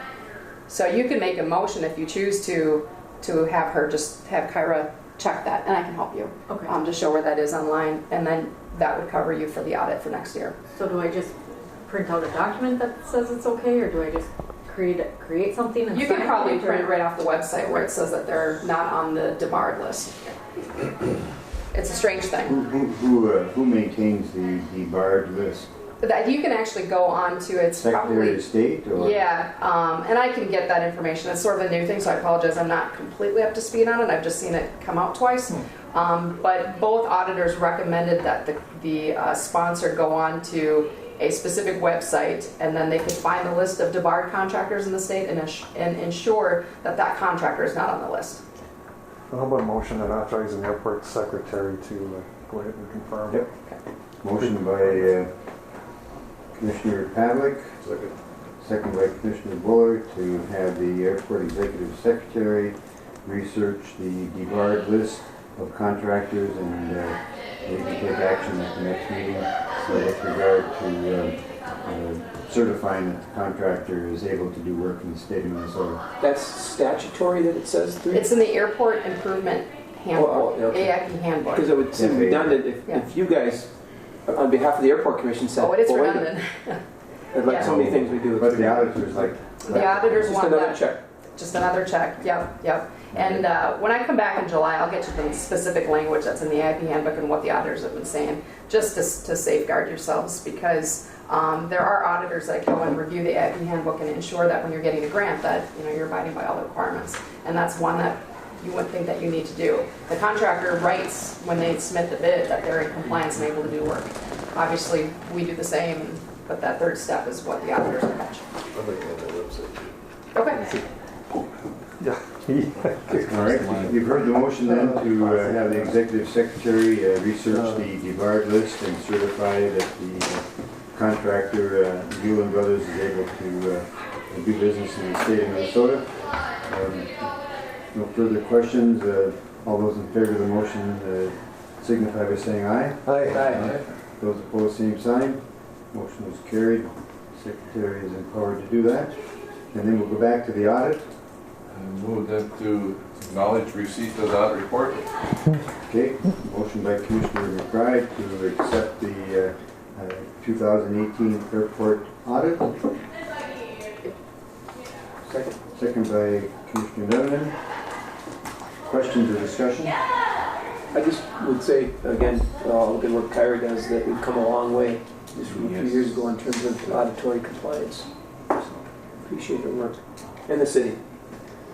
Yes, her work with Betty and Brad certainly very important. Thank you. No further discussion on approval of the audit or acceptance of the audit. If I can, Excuse me? there is a requirement also that the auditors want us to create a conflict of interest policy. So I will, he sent me some information on it and what some other airports have done. There's a list of different policies that now need to be put in place, and that was one of them. So I will be working on putting that together also. And does that just pertain to members of the commission? I can't, I'm not 100% certain on I would what think it it, pertains I to, think it but I would be believe that we so. don't have any conflicts of interest with any of the contractors or any of the contracts that we deal with or that we approve. And I think that if we did have, we would have to declare that ahead of time. And it is included in our representation and certifications with our FAA grants, but they want this on top of it so that it's covered on all angles. So. Okay. All right. Further questions or discussion? All right. Approval then of the audit question. All those in favor of that motion signify by saying aye. Aye. Those opposed, same sign. Motion is carried and audit is approved. Thank you. We'll move to the manager's report. As usual, a good portion of my report was included just during the body of the meeting. One thing that obviously came to our attention today is the phone system. They're obviously not hearing us well. Okay. Midco? Well, if I could, Okay, go. this is a very, very temporary, the cheapest phone we could find because Yeah. we're getting a new system Good. July 8th. I wasn't It took sure. I'm trying to remember 2 that. months to Forgive get a me. phone system, Yeah, okay. but that's one of the reasons I'm guessing. Thank you very much. Okay. TSA and Customs had chatted with me about putting in a defibrillator here in the terminal building. It is a code requirement. Yep. So I talked with the Fire Chief in NASA. He responded immediately. He brought us the unit yesterday. We'll have it installed today. Okay. We'll pick the good spot and obviously make code first, and then obviously practicality. So that'll be installed today. That's a positive thing.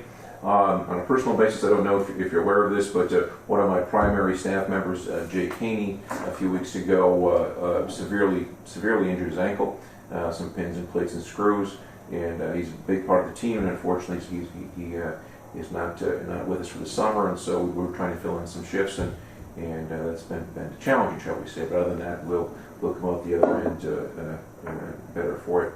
Other than that, back to the SEH team and everyone at the table and Power, just phenomenal work with this construction project.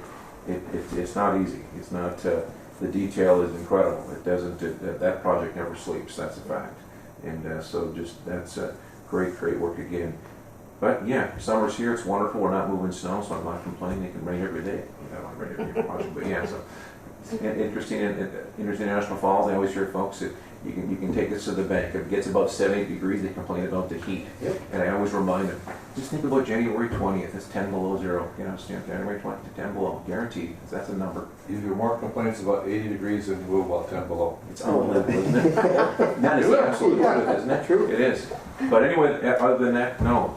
Again, covered it all for the meeting. Thank you. And I say that, you know, I love our people. Oh, absolutely. But clearly, we like our weather. It really is fascinating. It's made here. It's made here, yeah.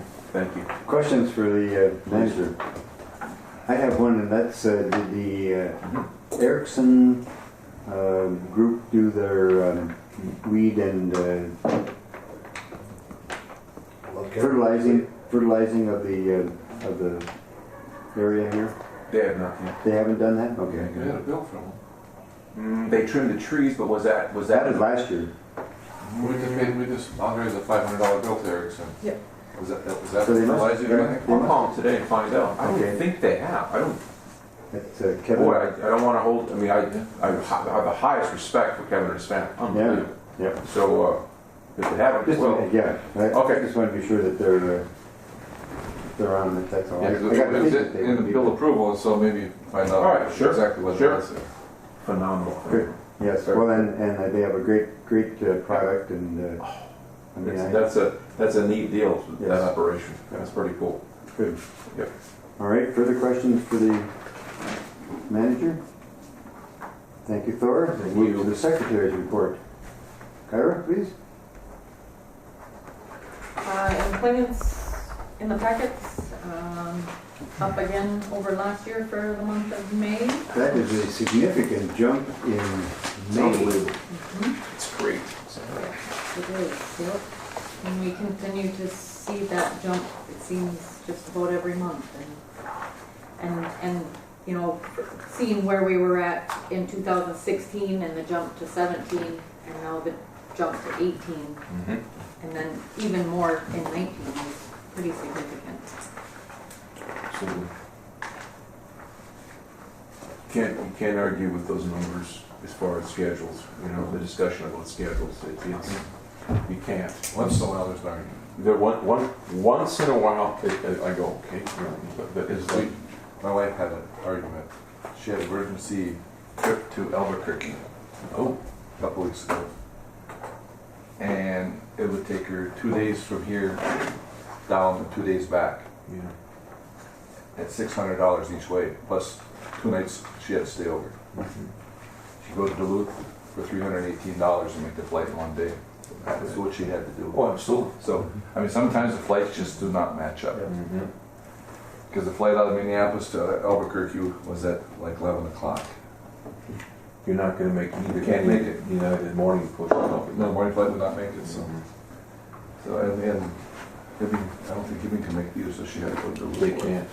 And which, obviously, we all want to support airport, but sometimes it just doesn't work. Right, just doesn't, yeah. There's no, I can remember the chairman and I arguing with them on that schedule. Yes. And we were somewhat proven wrong because you know, you can see how they've gone up, but it is convenient. Brian's right. There's a lot of people, it doesn't work If in we their went back to schedule. the old schedule, I bet you we'll be better even yet. But we are where we are. Yeah. Happy we have flights. Well, I think we're really gaining a good number from the Canadian, Northwestern resorts because of the later time. If you had that 6 in the morning, I think they'd be That's going to very Winnipeg or yeah. somewhere else. People coming out. So I think we're still ahead right now. The afternoon flight now. Over the last discussion we had with them, I thought they said they were moving that a half hour earlier. Correct. Has that happened yet? It's not. But that's something that they're looking at. Correct. And as long as we're on schedule, maybe just to, SkyWest has continued to ask us if we want to give up any flights in the winter and save those and have them in the summer. I've talked to SkyWest or to the folks here and they just kind of really not sure that that's a good move on our part to give up any of the winter flights at this time. So I'm thinking that we would maybe respond to them that at this time we really don't see any need to change. I would. And I know that they have added 2 additional flights, one during the week, and then we have an additional one on Saturday now. So we have 3 flights on Saturday. Correct. And that they're all doing very well. Very well. Okay. So yeah, we'll get back to SkyWest then. Okay. Further, Kyra, please. The only other thing I have is our Frontier phone book digital advertisement and the digital advertisement that we have through Vival. The contract is coming due and they have questioned renewal. The cost for the phone book is $54.25 per month and the cost for the digital advertising is $199 per month. My recommendation would be to continue with the phone book advertisement, but maybe look at doing something else with the digital advertisement and putting those dollars to better use. We do get a few hits, but I don't know how that all plays out, and I just think that there might be some better ways that we can utilize those digital advertising dollars. So that's about $1,200 a year for the digital advertising, and Where is that? Is that on their site or? Because I assume that there's a Yellow Pages Yep, online somewhere. correct. But I And don't so, know. and, you know, when people go online, then the ads are supposed to come up for them, and like I said, I just think that the dollars can be better used someplace else for I that. agree. All right, so a motion to continue the Phone book. phone book Yes. ad. Motion by Commissioner McBride, Second? second by Commissioner Devenon. And part of the motion would be not to continue the digital. Okay. Phone book. Discontinue. Digital, okay. Discussion?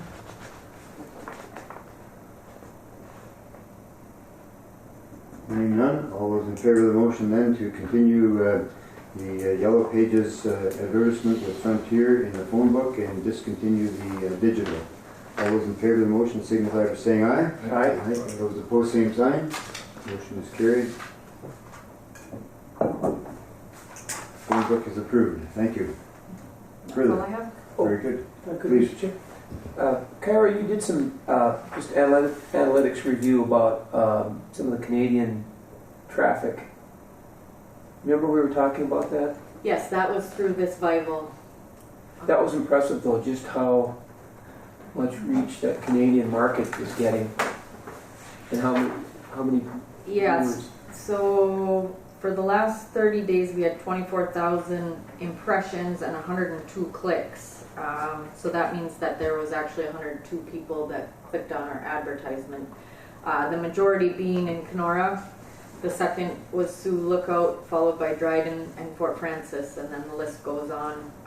But the top 6 were all Ontario, and then it's International Falls, and then more Ontario. So you can definitely see where the majority of our market for advertising is being clicked on in those areas. And so what site is that? This is through that digital advertising, through the Bible. That's where I received these analytics from. But we're going to discontinue that now. Yeah, I think we can do some different advertising up there. I'll look into some other things. The cost, I just don't know what we're getting for the cost, and so I want to do a little bit more research on it and verify, you know, what exactly is included and how far out that reach is. But to be clear too, some of that traffic is being directed by radio ads that are being in some of the new Canadian stations that we're on. Yep. And a lot of those radio stations also do the digital advertising too. So we might be able to reach out to them to do some of their local, you know, digital advertising within those areas too. All right. So we're still seeing a good response from Canada, and I haven't driven through the parking lot for a couple of weeks. Are there a lot of Canadian license plates? Or is that more in the winters? Always. All winter? Yeah. Okay. It's all season. All right. Yeah, they travel in the summer too. Do they? Yeah. Okay. On vacation areas. Questions for Kyra then? If not, we'll go to reports of members. Commissioner Pavlik. I have nothing interesting. Okay. Spent a lot of money. That's it. Commissioner McBride? Just July 1st, Representative Stauber will be in Northholm, and I think the city got notified. You Oh, should- yes, yeah. About, you know, We have attendance. meetings that day. You have me, said 10:30 in the morning. But if you have any issues that you would like to talk to the representative about, that's, you want to know. So we'll be going down and talking with him. Good. Other than that, we've been very happy with the contracts that we've got, prices for road construction, and I don't know why we're doing better, but we are. So, and excited to see Highway 53 start sooner or later. Yes. Probably it's next year, though, right? But for For 53 rehab in town is next year, yes. We're looking to do that bid opening in probably March of 2020.